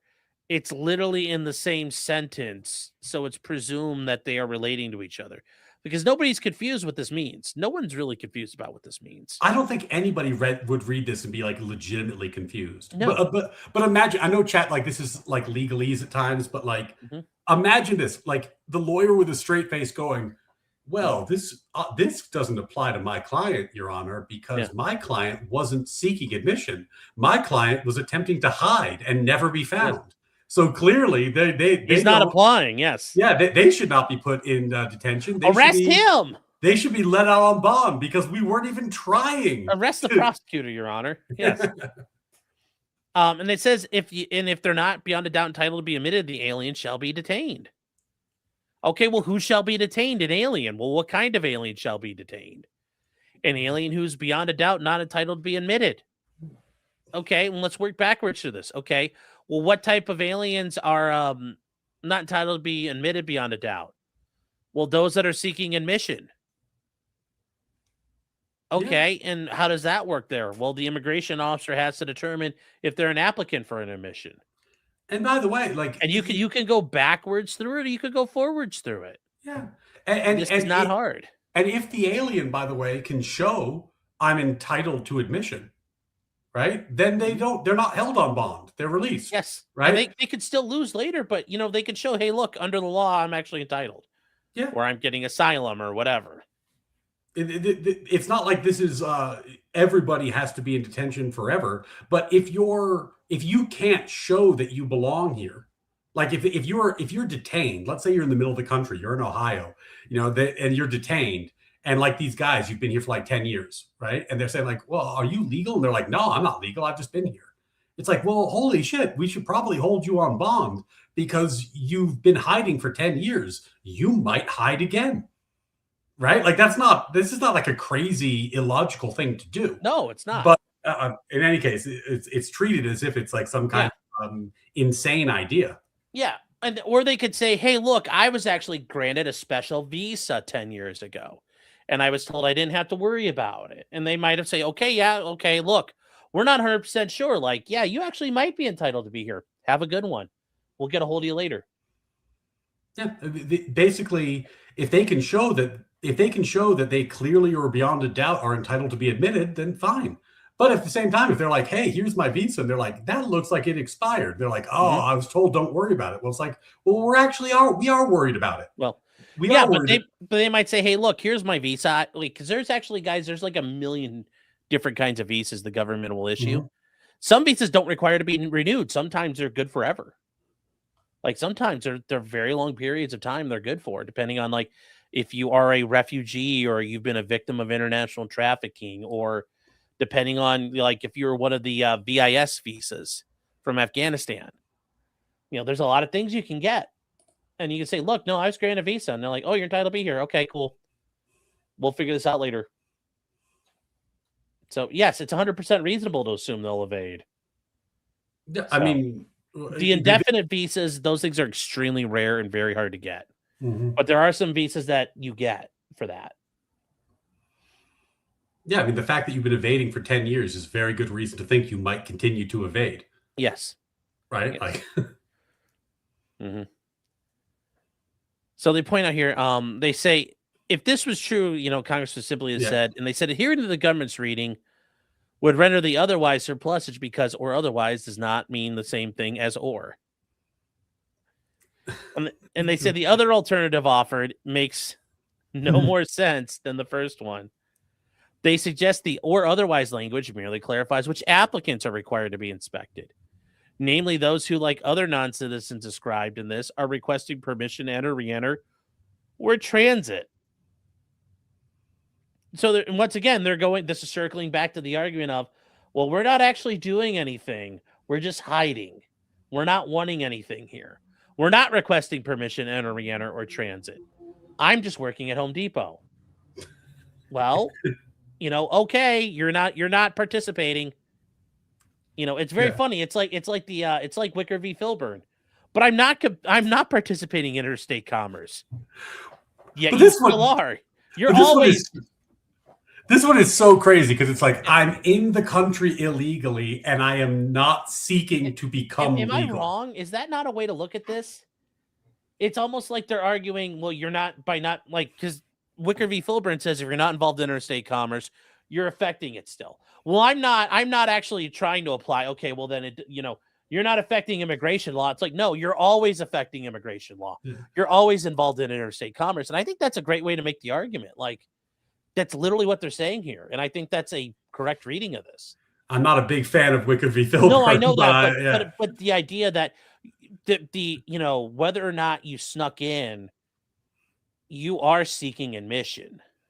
Well, yeah, it's not like the thing about seeking is it's not like Yeah. it's a subjective thing about you.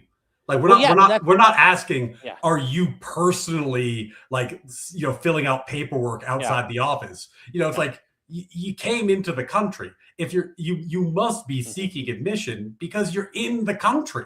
You know right? what? Like I'm going to scrap that argument I was trying to do as an analogy. That's not going to work. I was just never mind. Please don't try to reinforce Wickard. I'm not necessarily. I was drawing an analogy.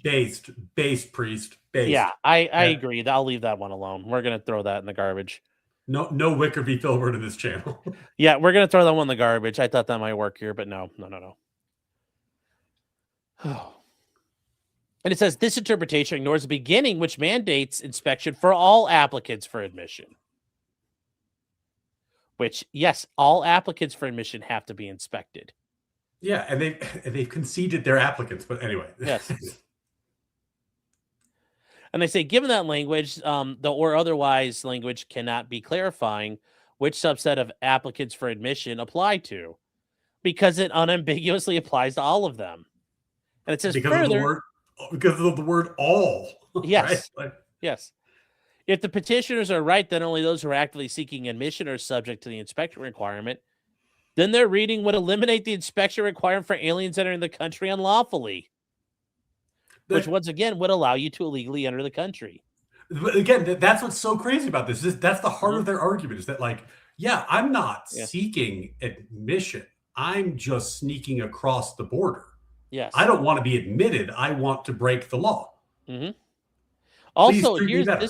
this is a big thing here too. This is an equal protection issue. I mean, if they're going to argue the 14th Amendment applies to them, it would return to the pre-regime which illegal entrants receive favorable treatment compared to people lawfully undergoing process. Well, and remember, at the I very mean, beginning of I this, think that'd be a funny one to throw in their face. It's like, I guess the 14th Amendment doesn't always apply to them. Well, and also remember what she said at the beginning of this opinion. She said early in 1996, they passed this law Mhm. for the express purpose of avoiding this problem, where people who were illegal entrants were receiving favorable treatment compared to aliens lawfully undergoing admission procedures. And then they're arguing, let's go back to that world. Well, it's like, well, okay, buddy, but Congress passed a law for the express purpose of avoiding that scenario. So if your interpretation requires that we do the thing the law was attempting to fix, you want to go back to the problem. That's a real strained interpretation. It just doesn't work. And, there's a lot of problems with this idea that by breaking the law, you gain better outcomes than, I mean, that's a public policy issue on top of it. Yeah, well, this is what she said at the beginning. She's like, if you look at the history, this doesn't make any sense. Yeah. If you look at the context, this doesn't make any sense. But a public policy argument alone, that's always never usually a persuasive thing. That's an important one you need. Like, but that's what I mean. Like they lose on the language, they lose on the history, they lose on the context, they lose on the policy. None of it makes sense, right? Like they lose on every level. You almost never see a slam dunk like that where you lose on every level of the argument. But here you got one. It do be like that, Mr. Martin. Yes, it does. It says, to make matters worse, if Congress had intended an alien seeking admission to mean effectively an arriving alien, it would have simply said arriving alien. And once again, we point out, they could say what they want. Mm-hmm. Congress did not hesitate to use arriving alien language elsewhere in 1225.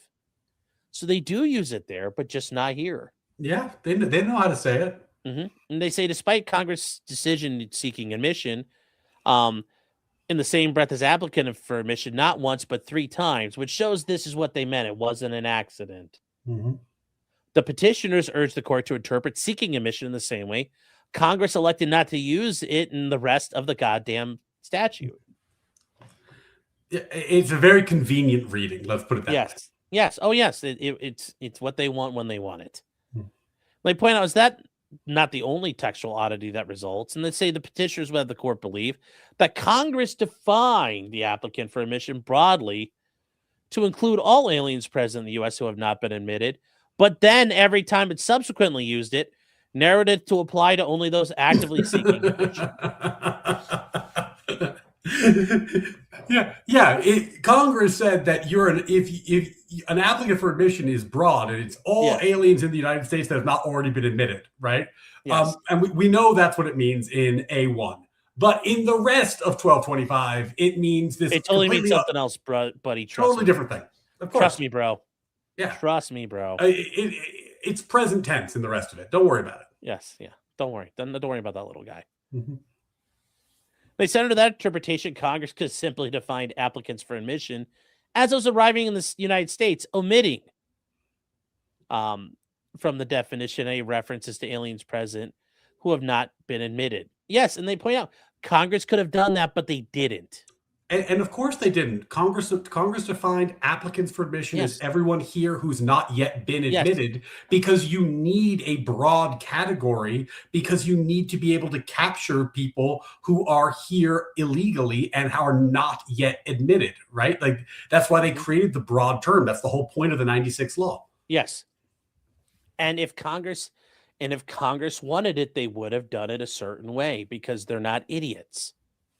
They Most could of the time. draft it how they most of the time. Yeah, they could draft it how they want to draft it. And they said, finally, contrary to the contention, it does not render the other statute superfluous. And they say Section 1226 undeniably does work independent from 1225 B2A because only 1226A applies to admitted aliens who overstay their visas, become deportable on many different grounds, or admitted erroneously due to fraud or some other error. Now, this is an important fact, because if you get in Yes. debate, if you start debating this with people, they're going to Yep. say, "Oh, it makes 1226 surplusage," Mm-hmm. but no, it doesn't, because Yep. if you were admitted over a visa under a visa and you overstayed, that Mm-hmm. might be a problem, but you were admitted, right? So Yes. that's a 1226. That's a different Mm-hmm. category. And If you fall into these different categories that Mhm. the court listed that are not people who were never admitted, Mhm. then okay, then you fall out of this language. You're Mhm. in 1226 land, and it's discretionary bond. Yes, and you That's notice, and this is in 1226, guys, and you can go to these sections, which if you highlight, we'll click on these in a second, but they talk about, are you arrested for, is convicted of, or admits to having committed, or admits committing acts which are burglary, shoplifting, Mhm. assault on a law enforcement officer, or any crime that results in death or serious bodily injury to another person. So this Yeah, is these are very specific things. yeah. 1226 does a variety of things Yes. beyond what the court's Yeah, if like you're narrowly deportable under focused on. 1227 A2A1, let's see what that is. Any crime involving moral turpitude, meaning generally theft or fraud, committed within 5 years. You're convicted of a crime, a sentence for which a year longer may be imposed. Okay. And then what's 1182? 1182 means you engage in terrorism activities. Yeah, we don't want you. Are you likely to engage in terrorism? Have you done anything or incited terrorist activity? Um, are you a representative of a terrorist organization or your political social group that endorses or espouses terrorist activity? I mean, kind of like if you're out there cheering for fucking Hamas and you're part of groups that endorse it. I'm just saying. Yeah, and if you And you go, happen to be, Mahmoud Khalil, and you happen to be a glowy who worked for the Foreign Commonwealth Office. I'm just throwing that out there. Just throwing that out there. and if you scroll up to A sub 2, this is 1226, right? Yeah. No. Well, this is actually we jumped to 11. Oh, we jump back. Okay. Yeah. Here we'll go to A sub 2. Yeah. Right. Yeah. So if you go back up to A first, we can read it. Yeah. It says all the way up. Sorry. Okay. On warrant and issued by the Attorney General, an alien may be arrested and detained pending a decision on whether the alien is to be removed, except as provided in subsection C. And Sean showed you that in C, if you did like a violent crime or various other things, then this doesn't apply to you. And then it says in 2, you may be released on bond, right?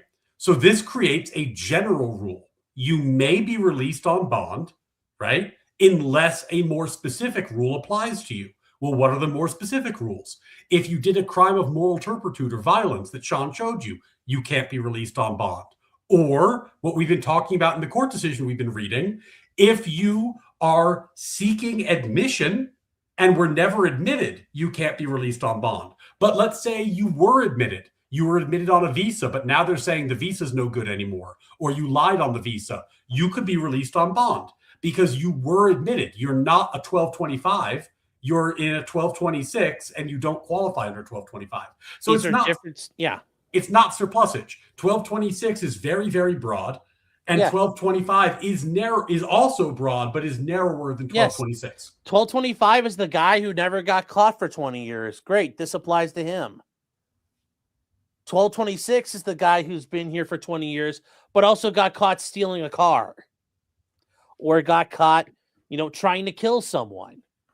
They are two different statutes. One of them applies to the guys who actually committed a crime and got caught. The other ones are when ICE just happens to come across them and find out. Those are the statutes operate differently because they address different concerns. I mean, basically, nice try petitioners, but no dice. Yeah. They say petitioners focus on 1226C as amended by the Lake and Riley Act. Why? They ask. Would Congress have seen? Also, they a need to specify certain aliens are ineligible for bond. If those aliens are subject to mandatory detention under 1225 B2A. And that's not at all what they're getting at here, because if you go to 1225B, and hold on here, B2, where's it at? Hold on here, chat. I gotta scroll. B2A, and they point out in the case of an alien who is an applicant for admission, if the examining officer determines the alien is not clearly and beyond a doubt to be entitled to be admitted, they shall be detained for proceedings. But it's because you're not a criminal in this situation. You may have been wrongfully, you had a wrongfully granted visa. You aren't entitled to be here. You have no rights, but you didn't commit a crime. They just found out you've been here and you were hiding, and we finally caught you. Sorry, you have bad luck. That's the difference.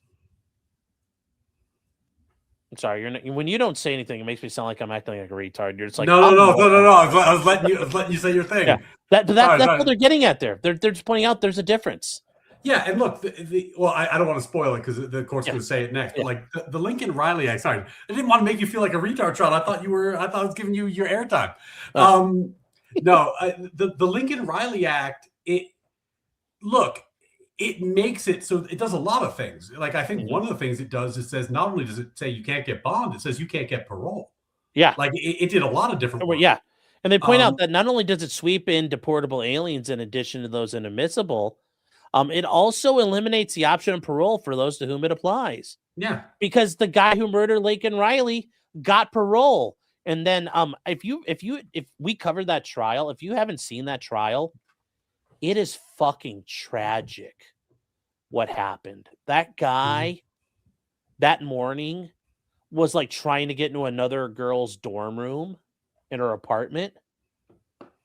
And like he's like loitering around looking for her and waiting for her.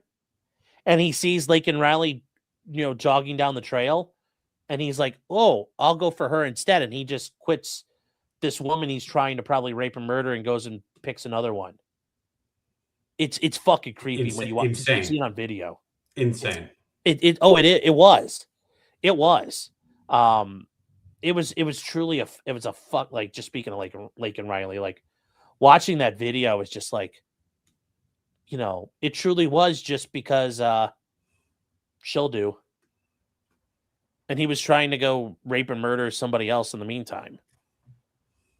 But this I think, by the way, this last part is like such a incredible thing for the court to have to say, but this is the world we live in, so I don't want to spoil it. Yes. And they say, as for the Lake and Riley Act, Congress passed the act at a time when the executive was still declined to exercise its full enforcement of authority. Accordingly, the act did have a substantial effect when it passed, as it required detention without bond or parole of certain aliens that was then treating as bond eligible. So, like, imagine this, right? Like, the petitioners are saying, hey, look at the Lincoln Riley Act. If everybody who's seeking admission is to be held without bond, then the Lincoln Riley Act doesn't really do anything because you're supposed to be holding them without bond anyway. And we don't want to interpret the law as Congress creating surplusage or something like this. And the court's saying, wait, hold on. The law was passed in 96. Yeah. Congress passed the Lincoln Riley Act because Biden wasn't enforcing the law. Yes. He wasn't enforcing it. So they passed the Lincoln Riley Act to force him to do it, at least for violent offenders, right? Like, if you're not going to do it in general, at least do it for the violent offenders. Now that they're enforcing the whole scope of the law, right? Okay, there might be an overlap, but that doesn't mean that Congress meant something different back in 1996. What do you think? Congress has a time machine? Like Congress passed this in 2025, the Lincoln Riley Act, because they were trying to force action because nothing was happening. That doesn't magically change what they wrote in 1996 if it wasn't amended directly, which it wasn't. Oh no, I agree. And Cecilia, he's saying Lincoln. He's just fast talking lawyer. Oh, sorry. Yeah, my bad. He's saying Lincoln. He's not saying Lincoln. I know he's not. I'm probably and if I was, I apologize. Yeah, she was wearing her stovepipe hat. Oh, Jesus.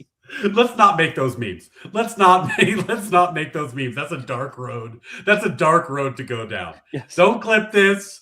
Don't make Lincoln memes. We don't need that. Well, they wanted to pass the Lincoln Act after he got assassinated.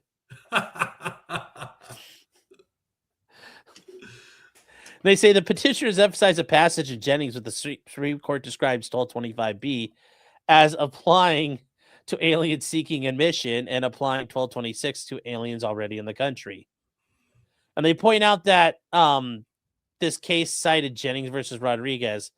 Yeah, it don't work. It don't work. They say first, it's part of a general description. The issues were whether the constitutional avoidance canon required, and that's where the court will try to avoid making a constitutional ruling if they could point to something else. Yeah, and I'm kind of glad there's at least one Supreme Court case in here because it almost guarantees the court's going to take this case. Yeah, and I think the court, for the reasons we described, is going to very clearly side with the Fifth. So if there's a clarification they have to do as to one of their prior decisions, I think that increases the likelihood they take the case. It does. And they point out that it required the government to grant periodic bond hearings to aliens facing prolonged detention. They say in determining that aliens lack statutory right to periodic bond hearings, the Jennings court did not opine on the difference of the authority. And they say at most the petitioners cite dicta, which is non-binding and merely just the musings and ramblings of the court. Yeah, if it's not necessary for the logic of the decision, then it does not have binding effects. They say second, the Jennings language does not refute the government's interpretation. It's true that 1226 applies to aliens. Did you want to read some too, Ryan? I didn't want you to. I can take over. Yeah, you want to a little bit. Yeah, I don't want you to have all the fun of blowing your voice out. Yeah. It's true that Section 1226 applies to aliens in the United States. That it does so, however, does not preclude Section 1225 from also applying to such aliens. As the government acknowledges, the two provisions overlap. Accordingly, for petitioners to find support in Jennings, they must overread the Supreme Court's language. And I don't find it puzzling that there's a bit of an overlap between these two statutes. As we showed you guys, 1226 is very broad, and 1225 is also broad but slightly narrower. And 1226 would apply in contexts like overstaying a visa, whereas 1225, according to the court, would not. So there's a difference in the language, and I think that's a meaningful difference. So I don't find this argument particularly strong. Even I've not read Jennings yet, but it doesn't seem like the language of Jennings possibly could say what they are hoping it says. I don't think so either. I don't see how, and if it did mean what they said, there would have been already some attempt to attack it. Already, that would have been making its way through like the Ninth Circuit or something. Yeah, I mean, because if it really said what they wanted it to say, they would have attacked the Lincoln Riley Act to kill it. Yeah, on its face. Yeah. In particular, they seem to infer that when the Supreme Court specified that Section 1226 applies to aliens inside the United States, it implied that Section 1225 does not apply to such aliens. That's the seeking is the present tense verb argument. Yes.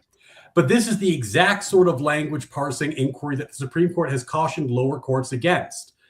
See National Park Council v. Ross. The language of an opinion is not always to be parsed like the language of a statute. Yeah, I think that this is a thing that courts sometimes do where they really, really, really want, and I understand how this happens. If you've ever been a clerk for a judge or you've ever been a junior attorney in a law firm, sometimes there's motivated reasoning, right? Someone comes and they say, we need a case that says X so we can win, right? And you're a pro se litigant, which is just a very common thing they do. Yeah, your job is to find any case that has the magic words, but the magic words taken out of context don't always mean what you think they mean. And look, no shade. Lawyers do this all the time. I think we've all done it. We know that we're Yes. in the weaker side, and we just try to find anything we can throw at the wall to help our client. That's our job. Our job is to help our client, and we'll make any non-frivolous argument. But that doesn't mean you're right. That just means you're there to fight the good fight. Yes. And here's an example of what he means, guys. He's saying, like, if it's Jennings Rodriguez, so here we go. You'd say, look, the Attorney General may release aliens in those categories, and you just, you might just cite this little bit, and you're going to go, ha, it's got what I need. You're just going to cite, the Attorney General may release aliens, quote unquote. Yeah. See, Judge, it says you may. And then there's, look at what else you've left out. You can say, look, see, it gives me what I want. That's basically what that's basically what's going on here.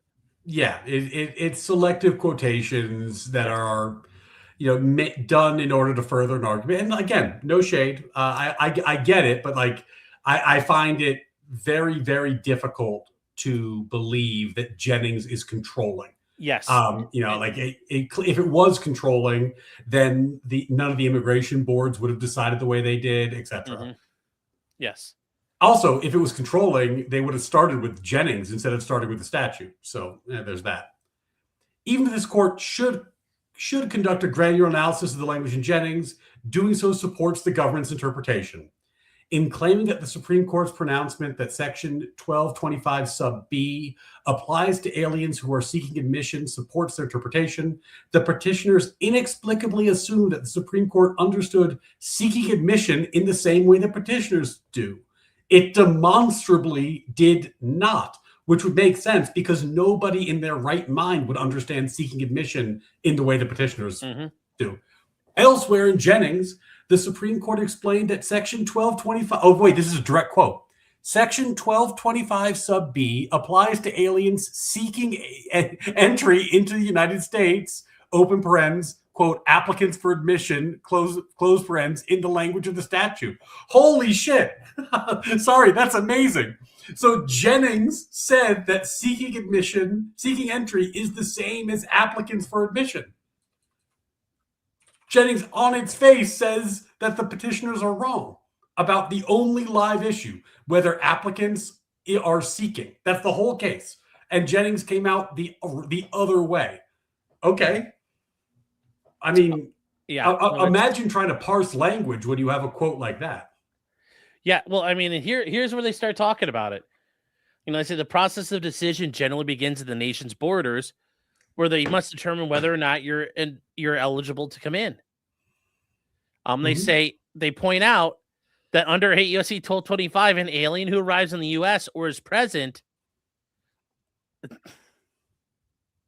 I mean, the Supreme Court's not going to overturn themselves. Literally, here's your kill shot. Arrives in the United States or is present in this country but has not been admitted is treated as an applicant for admission. Yeah, even if you are not currently seeking, if you are present, you are an applicant. Done.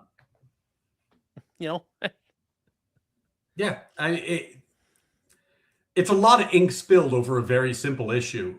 But again, remember, this is if this changes, this policy of giving bond, this is the thing that makes immigration deportation slow. Right? The bond, because it creates an incentive to drag the proceedings out. If you detain the illegal immigrants during their proceedings, they will self-deport in enormous numbers. Yes. It will make the process years faster in much cases. And we can buy a property for cheap. But Sean, seriously, imagine this, right? Like, imagine you're the lawyer, you're representing one of these clients, right? And you say, like, get out now. You're in the Fifth Circuit, right? They say, oh, well, can you drag this out for me? Can you drag? Yeah, I'm like, yeah, I could drag it out for you. But if I drag it out for you, you're going to be in jail for 1.5 years. You're going to be detained. On the flip side, the federal government, if you're willing to go back to your country, the federal government will buy you a plane ticket and put $5,000 in your pocket. Be on your way, sir. So what do you want to do? Do you want to be free in your country with $5,000? Or do you want to be in jail for 1.5 years while I fight this and lose because you're here illegally? so I'm gonna lose. Yeah. Right. Well, And- who and picks chat- jail? Who picks jail? No one. Screenshot this if you guys need it for your argument. Screenshot that. This is in the Supreme Court's opinion. There you go. But I agree. And there are times where you tell people the cost of complying with the law is going to be greater than you're willing to put up with. Well, so I would not recommend you take this course of action. And the reason the Trump administration has such low border crossings is because they understand that incentives are destiny. If there's an incentive to do something illegal, people will do things that are illegal. If there's incentives to do lawful things, they'll do lawful things.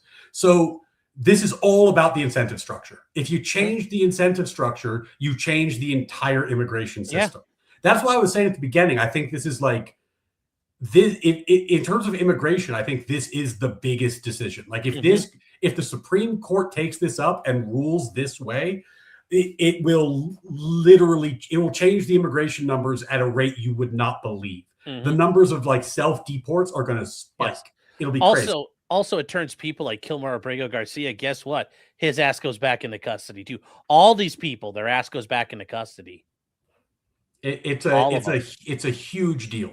It's a huge deal. One someone in my chat said more than birthright citizenship. All right, maybe not more than that one. This would be a massive blow to immigration. It would be, because it's not a constitutional case, it would be less significant. People wouldn't talk about, like, this is a little bit more of a technical issue, whereas birthright citizenship is like a big constitutional issue. It'll be in the news. But this one, man, it for like those who are in the trenches practicing law, this is like a seismic change. Oh yeah, this is almost as effective as a change in birthright citizenship, because if you could just boot 36 million people and say, look, you can either, because it's not necessarily getting people at the border. It's going to be the guy who sat here for 20 years, build up his life, build a family. Buddy, go now. Get yourself out of here. Take your money and run. Yeah. And look, self-deportation is such a win-win, right? Like the person who's here illegally, all right, you're not going to suffer any consequences. You get some money in your pocket. You get to go home. But for us, like, you got to pay the lawyers who are doing this. You got to pay to have, like, it takes taxpayer money to have a detention facility. You got to feed people. You got to give them medical care, right? Like, I mean, like, the cost of housing someone in detention for a year is like $1 million. Yeah, they're finding vacant Walmarts and shopping malls to turn into like holding facilities because there's going to be so many people. That's what I'm saying. If you can deport somebody for $5,000 and a plane ticket, that saves the taxpayers $1 million, right? Like, I mean, like, no joke. It's a huge deal. Yeah. So back to it. That language, families don't get broken up. You get to keep your kids. That's how you really get at them. Like, you're going to lose your house, but more importantly, you really want to be away from your kids because they're going to go somewhere else. They're not going to stay with you. That's what. Yeah, I mean, that's what I mean about creating positive incentives. It's a win-win situation. Like, for the person who's detained, it's a better outcome. For the American taxpayer, it's a better outcome. For the people who are trying to enforce immigration laws, it's a better outcome. It's literally just common sense. It works for everybody. The only people who would be opposed to it are people who are just trying to make the system break. Yes. Because it clearly is the right thing to do. Yes, and in this house, we believe in Westphalian sovereignty. All right, so that language from Jennings supports the government, obviously, as we pointed out, it obviously does. Applicants for admission are, according to the statute, seeking entry or admission because there's literally no other sane interpretation. And it suggests that when the Supreme Court described 1225 as applying to aliens seeking admission, it understood that to mean aliens who, like petitioners here, are present in the United States without admission. Obviously. Right? So, finding no persuasive support either from the text of Section 1225 or Jennings, the petitioners turn to government's longstanding practice. By the way, this is pounding the table territory. Yeah. If you're saying the history's wrong, the context wrong, the statute's wrong, Supreme Court case law, we lose. But the government's been doing it for 30 years. We're arguing latches and waiver. Yeah, you're really out of luck. They point out that the government has for 29 years allowed illegal resident aliens, those present without being admitted, to seek release on bond instead of detaining them. While this is true, the government's past practice has little to do with the statute's text. The text says what it But says. that's so brutal. Yeah, the text says what it says, regardless of the decisions of prior administrations. By the way, the decisions of prior administrations were technically illegal, which is Yes. hilarious. I'm going to remind my friend Pisco of this the next time he says Yeah. that he just wants the administration to follow the law. Well, Like, follow the law. You got to detain them. Following the law is when you want no exceptions for anybody. Like we're sticking with what's written down. It's like that ends up. You have to be careful because when you're the guy running around screaming, "No, I'm going to hold somebody's feet to the fire," it's like eventually you're going to get held. Your feet are going to get held to the fire, and it's like it's never fun.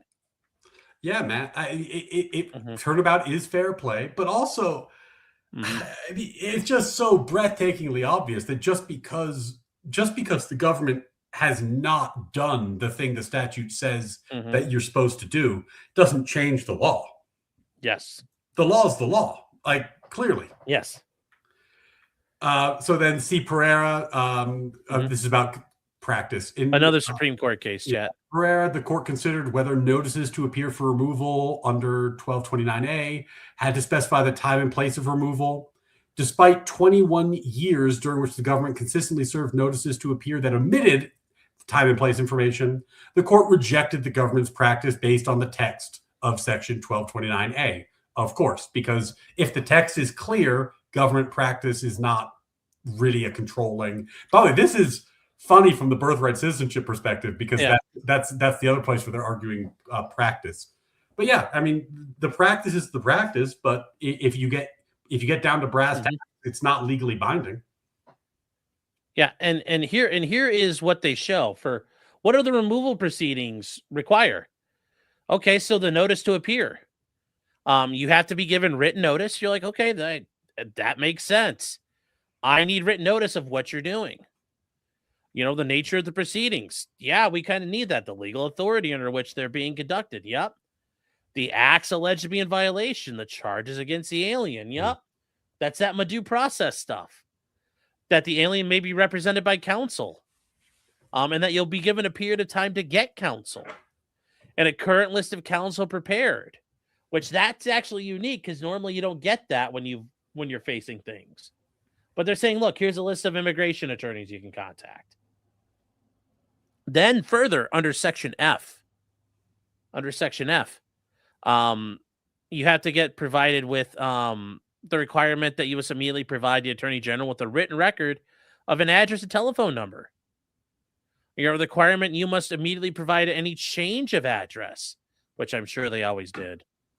And it goes on here, but it says Part G, the time and the place which proceedings will be held. There you go. They have to do it. Well, we didn't do it before. It doesn't matter. What does the law say? Yeah. Once again, this is holding feet to the fire. Follow the law. All right. Well, there you go. The law.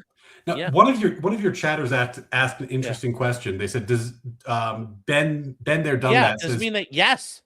Well, I'm not sure. It might not. The reason I'm saying that is, I actually don't know his details, so maybe you can fill me in. The court made a distinction between people who are seeking admission and those who were admitted, right? And then had some kind of problem after they were admitted. He was never granted anything. They just said, okay, well, you can't get sent back to El Salvador. Oh, if he was never admitted, then I think... Yeah, he was never admitted. He's not here under any sort of program or anything. It's just, like, it sounds like it's all the horse shit they did in the Obama years and Biden years of, like, just get the fuck out of here. Like, okay, fine, we won't send you back. He never really had anything established from what I've been able to determine. Well, if he was never admitted, I don't think he ever was. Then yes, this would require that he not get bombed, right? So that's very interesting. He goes back into a FLRA status. Yeah, because what's his name? The kid from Colombia who was very pro Hamas. What was that guy's name again? No. He's not from Colombia. He's I was talking about a different kid, the Colombia protester whose name I can't. Oh yeah, Mahmoud Khalil. Sorry, I thought you meant the kid from Colombia. I'm like, no. ARC supporter? No, Mahmoud Khalil. Mahmoud Khalil, because like for example, he was admitted on a visa. Yeah. Right. So this would not apply to him were he detained again.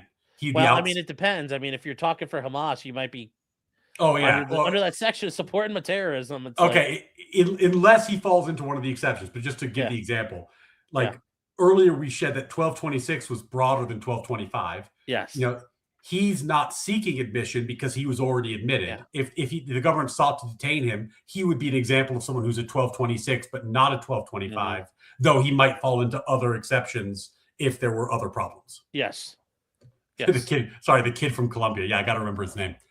yeah, Okay, so blah, blah, blah. Regardless of the government's past practice and regardless of the Congress's silence on 1225B2A, the text controls. I mean, yes, of course. In any event, that prior administrations decided to use less than their full enforcement authority under Section 1225B2A does not mean they lack the authority to do more. Indeed, the Federal Register suggests that past administrations recognized that IIRIA conferred more authority. Yeah, that's a hard one. Than they chose to exercise. Yeah, like the government didn't choose to use all of its power, but they have the power, and now they're choosing to use it. So what? What's wrong? Portions of the Federal Register produced in direct response to the enactment of the statute note that IRA extended the mandatory detention provisions to additional classes of inadmissible and deportable aliens, but provided an exception for certain witnesses. God, the history of this statute is so clear. Like, yes. Everybody acknowledged it. Everybody was totally clear. March 1997. Yeah, when they wrote the damn thing. Even the Clinton administration, codified at 8 CFR, Code of Federal Register, Part 1. Everyone was totally clear what this meant, and the government just didn't do it. So I mean, but it was clear what they were supposed to do. I guess what happened is old Bill didn't like it, and he didn't do it, and then it just never got picked up. I'm sure at the time it was like, well, like there's only like a couple million of them, and they're the heckin' nice immigrinos, and like nobody wants to be mean. And then we had like George Bush saying, well, no child left behind, and we need to go fight wars for oil. Like there just wasn't a high priority. It wasn't part of the neocon agenda. And the thing is, things like this actually do slip through the cracks sometimes. It sounds crazy to say, but we have so many laws that sometimes these niceties actually don't, people just don't notice. Yeah. Oh, I have a client where he is a landlord in a certain city, and the city is like, they kind of were like, look around, they blew the space dust off the statute, and they're like, oh, wait, we could do like XYZ now. And they went out and started doing it, and we're like, wait, where the hell did you guys start doing this from? And they're like, Reed, you son of a bitch. And I'm like, where did that come from? You guys have never done it before. And they said, we could do it now. Yeah, I mean, that's what happened with the Alien Enemies Act, right? Yeah. Like, we haven't used this since 1799. Okay, that doesn't mean we can't use it. Yeah. Still the law. Yeah. So almost immediately after that, the explanation goes on to acknowledge that despite being applicants for admission, aliens who are present without having been admitted or paroled will be eligible for bond redetermination. Despite being applicants for admission, aliens who are present without having been admitted. That's what they're saying. Despite all of that, we're going to allow you to get bond. So notice they're pointing out that even though you are an applicant for admission, you're not entitled to it. We're going to just we're going to be benevolent and let you violate the law. Yeah, you're exactly right, Sean. This language appears to concede that unadmitted aliens fell literally within the scope of 1225, even though other parts of the newly implemented regulations contemplating granting these aliens the possibility of release on bond. So the government, they looked at it and they said, well, previous administration said 1225 says this, but maybe others have to say this. We're gonna be nice about it. But that doesn't mean they don't have the power. Yes. Right? Yes, it's very much, and as I've said before, Chad, don't put your faith in the benevolence of government officials to not enforce the law a certain way, because they can always change their mind. Okay. And you're very rarely going to get the, well, I relied on this to my detriment, absent very limited circumstances, and you're probably still not going to get it. No, not often. Yeah. So, and I guess it goes on. There's even more. Oh, Erica, what a mod! Look at Erica just throwing it down. Yes. Thank you. Yes, thank you, Wonder Bread. Please visit, and we've had so much crazy membership support that there may be memberships left. So if you sub, you might immediately get a membership. Yes, because and then you people have been. too can make your you can post Pisco emojis. Yeah, if you want to make the piss cry emoji, there's only one place to do it. Unless you follow, and if you don't follow Zero Fucks on Twitter or X, follow Zero Fucks because he just posted a bunch of them on X, which is hilarious. He actually posted the whole Pepe Frog range on X, so you can Yeah. get There a we go. Pisco crying for every season if you Yes. want one. Chatelet. Zero Fucks Zero Fucks. You are a madman. You're an absolute madman for doing that.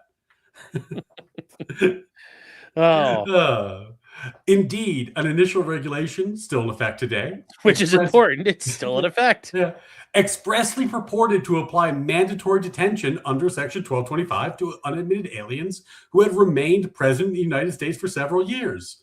I mean, how much more clear could this be? Yeah, and then they move on, and I can go for a minute here. Yeah. They point out that 8 CFR, notice guys, the Code of Federal Regulations, the Federal Register. Remember, when you have the law, but then you need the regulations and the rules and the interpretation of for an agency, you have to go to the CFR. Isn't that what CFR, Code of Federal Regulations, are? Yeah. CFR? Okay. I'm pretty sure. I haven't looked it up. Yeah, forever, but anyways, sure. it's not the Council on Foreign Relations, chat. Those people are evil in their own way. Not that CFR, but it's a Code of Federal Regulations. It's all the regulations for whatever law you're thinking about. So, for example, if you ever want to learn how the ATF interprets X, Y, or Z, or how they do like FFL licensing and all those different things, you could go to the regulations and read. You can read how the EPA handles things and how they interpret those laws that have charged to them, and they make the regulations. All that administrative stuff, the fourth branch of government, it's in here. It's in the CFR. Mm-hmm. So what are they saying? An alien who is not inspected and admitted or paroled, but who establishes that he or she is continuously physically present in the United States for the 2-year period immediately prior to the date of determination of admissibility shall be detained in accordance with Section 235 of the Immigration and Nationality Act, proceeding under Section 240 of the Act. Yeah, so basically what they're Everybody's saying is, known this. Like the law says it, and Yes. when they were codifying the regulations, everybody knew Yes. this power existed. If the And- power and didn't yet- exist, they couldn't cite it in the regulation. This provision from 1997 looks no different from the interpretation in 2025. So it's literally been sitting there. There's been no notice of rulemaking or comment period. No, it's literally, we put this in. I mean, it's just a power that was sitting there dormant. Yeah. But it's a critical power. Yeah. So there you go. Yeah. This is what I mean sometimes about like, sometimes with Trump's lawyers, I'm always like, they mess up the Comey indictment, and I'm like, God, who are these people? And then sometimes they find a deep cut like this, and you're like, whoa, Yeah. that's a deep cut. They're like, Nobody's been look doing at it all for 30 years, and it turns out you got this huge power. Yeah, they're like a kid in the woods who finds a gun. They're like, look what I can do with this now. And then sometimes they just go around like, yeah, but other times they're like, look what I found. And it's just gold. I really do think he's got two legal teams. There's like the clown team and the shark team. And sometimes you read it and you're like, it's the clowns wrote this one. And sometimes you're like, damn, but also the sharks wrote this one. This is also the people who do immigration law that are on the right have been like, God damn it, if only we could get our way. And I'm sure somebody came to them from the Trump team and said, if you had carte blanche, what would you do if you were in charge of it? And you'd say, here's what I'd start doing. Bah, bah, bah, bah, bah, bah. They probably already had it printed up and said, do this. Mm-hmm. And it's like some deep cut research. They were, ready to go. I guess they just had to lose 350 times to get it to a circuit court. Yeah. Well, I think a lot of this is, I think it's just, they had their plan. It just, they haven't been able to enact it the way they want to. So, yeah. I mean, I'm amazed. I think this is the first circuit court to rule on this issue. I haven't seen it otherwise. Yes. I don't think anybody has yet. Steve Miller's autistic on immigration. He is. I mean, imagine, and I didn't realize this, but he was like one of the biggest Duke lacrosse players, defenders. Oh yeah. Imagine if Duke lacrosse had never happened, he would have been off doing something else in life. He's a very competent lawyer. Like he's not a lawyer, is he? Stephen Miller, I think he is. I don't think he is, because Isn't Stephen there's some Miller a times lawyer? he said some shit, and I'm like, buddy, that's not I thought he was. Let me see here. No, No. he just got his BA from Duke. Okay, so he's just he's not he's Mhm. that actually makes your chatter's comment even more prescient, right? He's not Yeah. even a lawyer. He's just like doing hyper autism research, where Yeah. you're just like, you just been researching it for years and years. Okay, yes, he is. I'm not crazy. Yeah. He said he wanted to be a lawyer, but he skipped his LSAT. I mean, this just screams like, he loves America more than, like, the way he tells this story here. It sounds like, you need the American flag in the background. He skipped his LSAT because he was focused on establishing a memorial for the September 11th attacks. It's like, All right. Brings a tear to your eye. Yeah. He loves America more than you do. That's really funny. Okay, so he's just researching. He's not a lawyer. He's just an enthusiast about immigration law. Yes. They say, in contrast to past administrations, the current administration has chosen to exercise a greater portion of its authority, treating them as the provision designed. It's like they're following the law. Yeah. You fuckers wanted the law to be followed, and now you're getting it. Here you go. You're getting all of it. You're gonna have to take it all now. God, what he said, I was tired of winning. I'm not tired of this right now. This is the highs are so high, the lows are low, but the highs are so high. I'm telling you, if they can get this to the Supreme Court, if you could get, I mean, it might take a year or two, but then you could have some like 2027 self-deport numbers that are crazy. Oh God, and that'll just be like that. We will get President Vance, oh buddy. And it's kind of like, and I don't know if you listened to it, but did you listen to the Wolford v. Lopez case, the oral arguments for that? Oh, I didn't have a chance. No. Where Gorsuch is like, why is it that you guys want us to enforce the black codes and use that as like, binding authority here? Because we wouldn't be able to do it in any other context. And yeah, this is just, Oh shit! Uncivil laws in the House. Did someone say? Did someone say Supreme Court? Yeah, man. Howdy, Kurt. Yeah, Howdy. Kurt. So yeah, I'm gonna have to get you guys on together at some point. Oh yeah, I'd love to collab with Uncivil. Yeah. Kurt's an easier thing to say. Yes. So yeah, Kurt, what we were talking about is this decision seems like it's absolutely going up to the court. Yes. And we were trying to read the tea leaves. We think this looks like a winning argument before the court too. Like this looks like a 7-2 worst 6-3 sort of like a 6-3 sort of decision. So I don't know, Kurt, if you want to chime in on that, be delighted to hear your opinion. But I think this goes up for sure because there's gonna be at least one circuit that disagrees with this. I don't know, where it's gonna be. Oh, 100%. Yeah, I'm sure we'll find a circuit. I'm surprised we haven't gotten like, the Ninth Circuit supporting an injunction against the Fifth Circuit. Like, I'm surprised that hasn't happened yet. Yeah. And you know what? There's enough Supreme Court law cited in this case. They might take it before there's a split. Like this is actually an interesting question. If you were the lawyers for petitioners, do you seek cert on this? Because, like in theory, you could get cert and maybe you win and you can vindicate your client. But then literally fuck everybody in the country over. Well, the odds of petitioners creating law that's bad for the immigration plaintiffs bar is very high. Yes. I always think that's interesting. Like, for a lawyer ethically, do you take the Hail Mary for your client and risk making bad law? Yeah. I would think it's good law, but bad law from their perspective. Or do you, just stand down and say, this is not the time to pick that fight? Yeah. And I mean, yeah, that's going to be a thing here, but I don't know. I mean, there's some people I follow on Twitter, and one of them is this guy Steve Vladek. He's kind of like, he cries about the shadow docket all the time. He's a professor at Georgetown, and he's like, oh, it's so bad, and he's like, this is so dangerous, and he says, like, look how he titles this: the Fifth Circuit jumps the immigration detention shark. Why don't you just say, I just want them all here.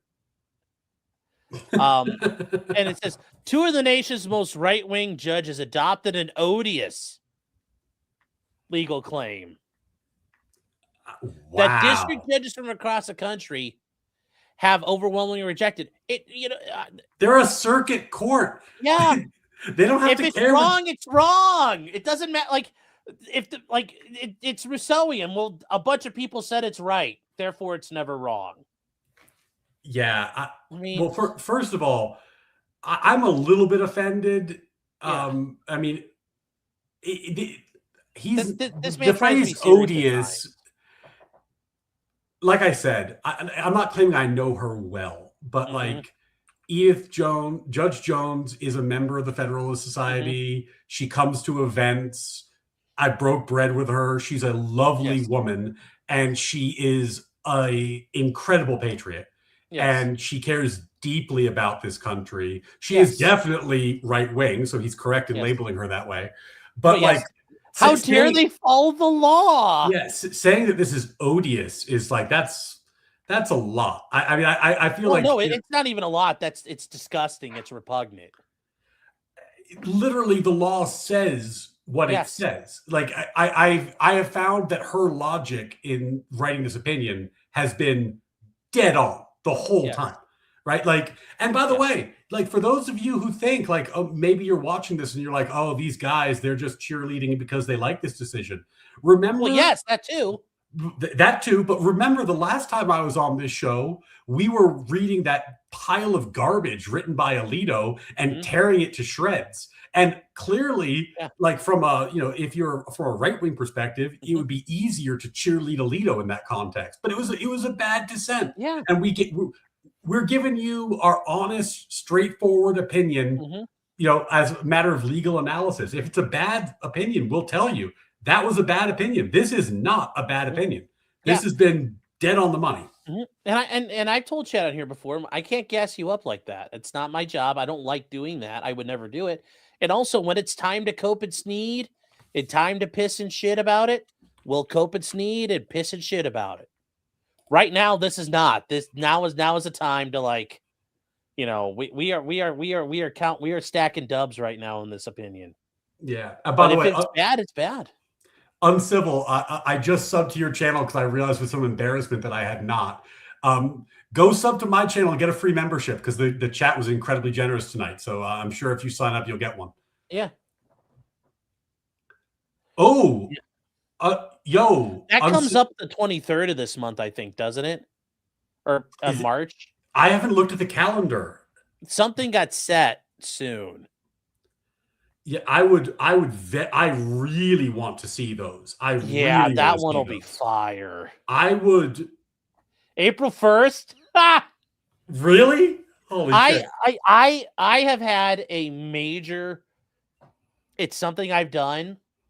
I had a trial once get scheduled for April 1st, and I wrote a motion to continue, and I just said, Your Honor, that's not an appropriate day to hold a trial, and. Judge, he's like, and I was there later. I filed it, and a couple days later, the prosecutor was in there doing his thing, and I was there on another case. And I said, Judge, can we talk about this motion? And he said, yeah. He's like, you just don't like it. I'm like, Judge, it's April Fool's Day. I think you're taunting the fates by holding a trial where a man's life is going to be at stake and holding an April Fool's Day. And he says, I understand that's what you're saying, but I said, I just don't think that's proper. Like any other day of the year. I've had trials on Halloween. I've had trials every other day of the year. I don't want to hold a trial on April Fool's Day. I just don't think it's proper. I think it's just, it's a really, really bad feeling. It doesn't sit well with me. And I'm not going to lie to you and say I got a reason, but I mean, if I I'll go schedule a tooth cleaning if I have to. And he's like, then he looked at the prosecutor's like, they kind of had he's like, I'm going to convict them whatever day of the week we do this. So we pushed it to the next week. And it was it was still 3 months out, but I was like, we can't do this. This is not a good thing. The jury finds you innocent. April Fools, go to jail. Well, yeah, that's the thing. It's superstitious. I mean, it's not superstition. It's just, read the Greek plays out there. Read Aristophanes, read Aeschylus. You don't tempt the fucking fates. The fates love nothing more than to felt people. They detest hubris. You don't do that stuff. Yeah, Well, I mean, like, that's the thing. My conviction was April 1st. It doesn't count. But That's yeah, good to know. you can't do it. You can't do it. So circling back to the oral argument Yes, thing, because all Kurt, I also, Kurt, I would love to see that in person. It's not that easy to get in person, so I'm torn on it. Are you But admitted to the bar? To the Supreme Court? Yeah. Sadly, I'm not. Oh. When I did the Supreme Court case, I didn't get admitted to the bar in part because it was during COVID. So like when you get admitted, you get a guaranteed seat. Yes. Right. But it was during COVID, so there was no entrance. Everything was remote. No. So it didn't seem like that was the time to do it. So I was keeping my powder dry because I figured, if I ever get to do another case, I'd like to be able to Can you pro hoc into the Supreme Court? Or they just like, we're not doing that? No, you have to have a pending case, and you have to be a member of the bar in, I forgot how many years it is, but you have to be a member of the bar for a few years. So you can't they don't pro hoc you; they'll just fast track you getting in. Well, there's like a particular bar application for them that you have to do. Yeah. They're not going to pro hoc you, and then so like that's what I mean. Like if I take a case right now and I run it all the way through Ohio and Supreme Court, it's like, actually, we want that one. You got to join the bar. But the thing about joining the bar, this is why I'm not a member of the Supreme Court bar yet, is because when on the day of you do the ceremony, you can go see the arguments. So what a lot of people do is they time joining the bar for a case they want to see, right? So like if I had a case before the Supreme Court this year and I don't, I could guarantee a seat at birthright citizenship if I just got barred that day. Okay. Right. So, it's anyway, it's a little You trick, have to go there too, don't you, to get you have to go in person. Yeah. Oh, fuck. But of course I wasn't going to do that because it was during COVID and there was no in-person argument to hear. So, but anyway, I kind of regret it now because I'd like to say I was a member of the Supreme Court bar, even because my name's on a Supreme Court brief, but I'm not a member of the Supreme Court bar, sadly. Anyway, moving. Oh, is it your turn or my turn? Whose turn is it? I can go for a little bit here. Right. But yeah, Chad, like I said, and the court moved it. I will not, I'll have hearings on April 1st. Even then, it's really tough because I have clients like, are you joking? And I'm like, no, literally, you have to be in fucking court on April 1st. Like, it's really, it's a dangerous day to have court. Like, I feel like court should close that day. It's just really, they should. It's a bad idea. It says, move beyond the government's past practice. The petitioners turn to the statute's history for support. And they say, when Congress passed the law, it estimated the detention would require detention of 45,000 new immigrants. You see that pro move where he said the law instead of trying to do the unpronounceable acronym? That's a pro streamer move. Look at that. It would require the detention of 45,000 new immigrants. Well, you might want to add add a 1 and 2 zeros to this somewhere. Yeah, now these days, yeah. Yes. Supposedly, Congress is worried about insufficient detention capacity. Oh, we took care of that. We got it now. It included a provision that permitted delaying implementation for 2 years. Well, by my watch, we're past that point. They say it said it didn't include similar provisions there, and it would require detention of far fewer than 45,000 aliens. And they said in 1997, there were about 2 million aliens who entered the U.S. without inspection were present in 1996, which is wrong, and it was wrong back then, and it's a lot more now. Said according to the petitioners, Congress would have deferred implementation if it truly required the detention of a broad set of new immigrants. Boy, that's a creative argument. Yeah, I mean, maybe that is creative. It's kind of like Mark Randazza when he was pointing out the whole FACE Act. The Democrats, when they put in there, yeah, sure, whatever, you can't obstruct the church. They're like, they sat there and were like in their room looking at themselves like, there's no way anybody would be that big of a fucking asshole or that retarded to go run up in a church and fuck with everybody. They said there's no way in hell that happens. Give them something that's never going to happen. We'll give you that concession because it's never going to be needed. You know, I'm sure that's what they thought in 1994. Little did they know. Little did they know. Yeah, it is that's 100% right because it basically was never used. Like I don't and think here for they're like, well, churches it was never used. maybe the Republicans and the Democrats thought like, oh, we won't have that many people we'll deal with. Oh well. Oh well. But as to this argument, Yeah. I called it creative. I didn't really mean that as a compliment, but like No. it's creative, but it's also like, it's one thing to talk about what the text says, and then you make textual arguments. This is getting into the realm of like legislative history. Well, like imagine what a congressman would have been thinking when they did X. Don't you think they also would have been thinking when they said Y? And isn't it convenient that the imaginary Congress people I'm conjuring all agree with me? Yeah. Like, isn't it very there's convenient, that too. right? But even if that was the case, and they didn't fathom this happening. Oops. I'm sure that they would have also not fathomed an immigrant caravan coming up to the border and just being allowed to disappear into the interior of the country. Yeah, it's just there's a certain level the reasonable of congressman standard. Yeah, and at a certain point when you're doing like these kind of like intent-based exercises, it just becomes navel gazing. Like honestly, like okay, they have 1226, which we saw was the broadest version, and 1225 was narrower. And with 1226, they were worried about it, so they put in a provision deferring. And in 1225, they weren't as worried because it's narrower. Why did Congress make that decision? I don't know that it's possible to figure that out. Like, who knows? I don't know. And let's just say that they're correct. Then Congress should fix it. Yeah, so what? That's law. But like they're saying like, oh, because Congress made a judgment that this was needed under 6, but not under 5. Yeah, no, I'm just saying if Congress could have meant a lot of things by that. Yeah, and let's say they have the legislative history where it was talked about like this, then you better fix the fucking law because it doesn't work that way. Yeah, I mean, look, they didn't set it up that way. It's just a speculative argument. It's creative. Yes. I'll give them credit for that, but it's speculative. Yes. And they say the court declines to speculate why Congress may or may not have deferred implementation. Me and Judge Jones. Yeah. It's never the court's job to rewrite statutory text under the banner of speculation about what Congress might have done. And that's the point. Well, we didn't mean this to be like that. Yeah. Well, it's how the hell am I supposed to figure that out? You should fix it. There's a way to fix this. Get Congress to fix it. Well, and this is actually well, we don't have power right now in Congress. Too fucking bad then.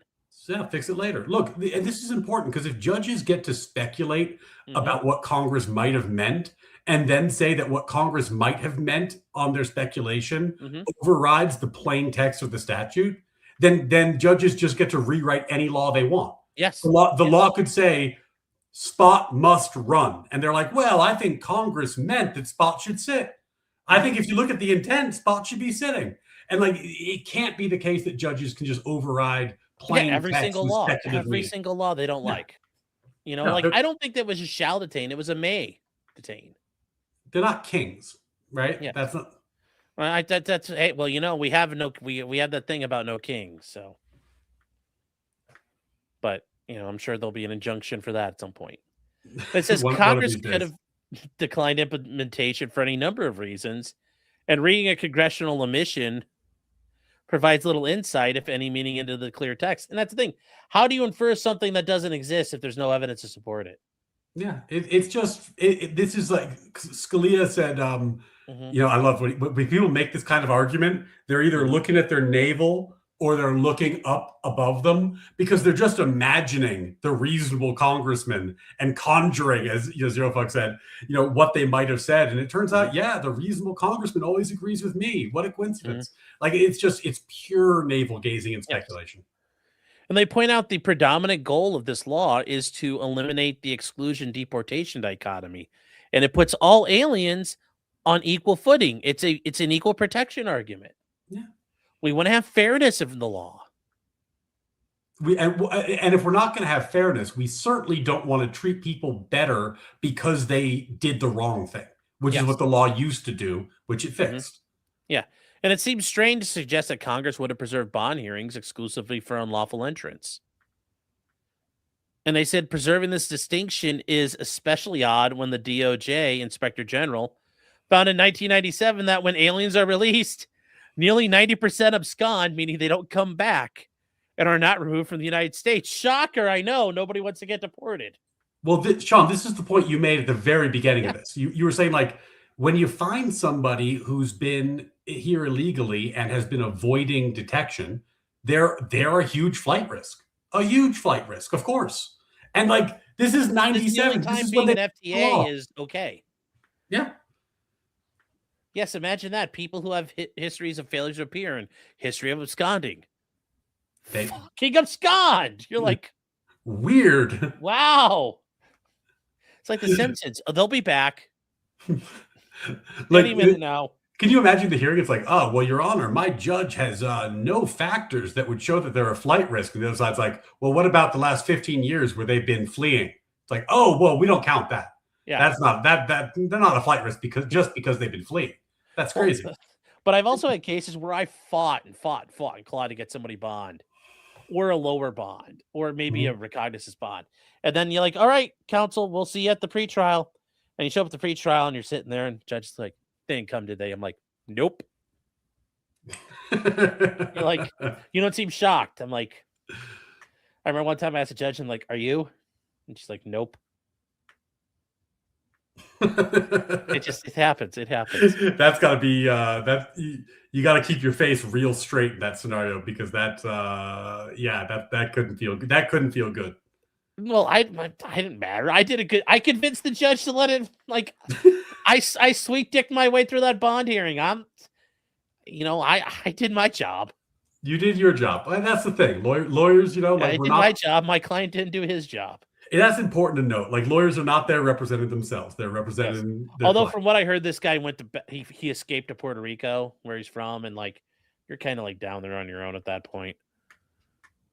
And anyways, he says that situation exists today on a much larger scale. Yes, it sure does. The fears about potential abuse of detention removal proceedings are wholly speculative. Well, there is a lot of abuse of these, but yeah. And they point out there's another case here. Zadavidas versus Davis. This is another big immigration case. We saw covering other stuff. Had no direct application to aliens who are being detained and being given due process. And they say ultimately because Congress' purposes matters far less than what it wrote. This argument merely confirms what the statutory text already makes clear. Boom. And it's been the orders of the two district courts are reversed, meaning these guys don't get habeas, but they're still out. So, like, can you go yank them off the street right now? You sure could. And the case is remanded for further proceedings consistent with his opinion. Look, this is the dissent's like 20 more pages. I know it's 20 pages of I don't think we need not fair. I don't think we need to do that because she already popped the balloon on all the arguments. Yeah, but look, I think this is birthright citizenship obviously is like my pet issue. I do love this. I do love this. In some, the government's proposed reading the statute would mean that for immigration detention, the border is now everywhere. Yes, when you are here illegally, everywhere is illegal. I mean, like when you cross into when the floor is lava, yes, it's lava everywhere. But also, you are not allowed to be here the whole time. It's like if you have it's like when you're playing a video game and you're going the wrong way down the road. It's flashing wrong way, wrong. Like you're whoop, whoop, whoop, whoop. Yes, you are illegal the whole time. But I mean, let's really think about what he's saying. He's saying, like, okay, for the purpose of immigration detention, the border is now everywhere. Well, what's the alternative?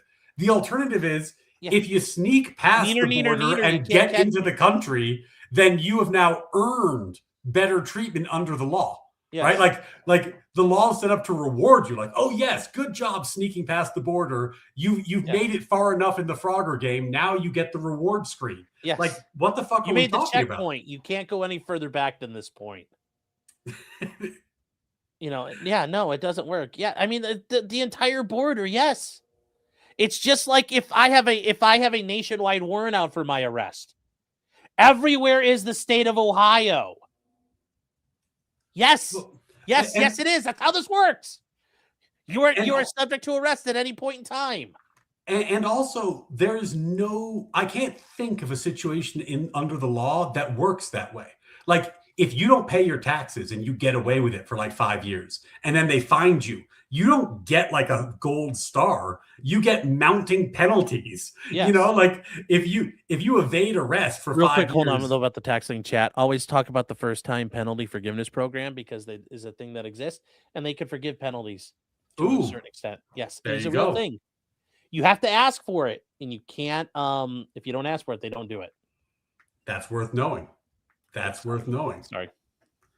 But I mean, this is the law never treats you better for attempts to evade the law. Yes. Attempts to evade the law are actually the thing that makes the law treat you worse. And of course, the system's set up that way because that's how incentives work. If you violate the law. Yeah, if you get a gold star for violating the law, then you're going to get a lot of lawbreakers. If you get a smack when you violate the law, you're going to get less lawbreakers. It's not complicated.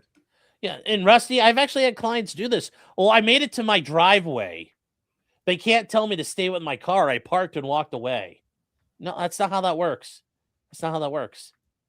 But I've had people make that argument. But yes, this idea that the border's not everywhere. Yes, it is. Enforcement is everywhere. You're not like there's no magic. There's no magic to that where you're not entitled to. Well, you also like really think about that. He's saying if you evaded the border and you've been in the country for a long time and you've evaded immigration authority, you should be more likely to be granted bond because of your documented history of fleeing government authorities. Exactly. Like, that's an unbelievably silly argument.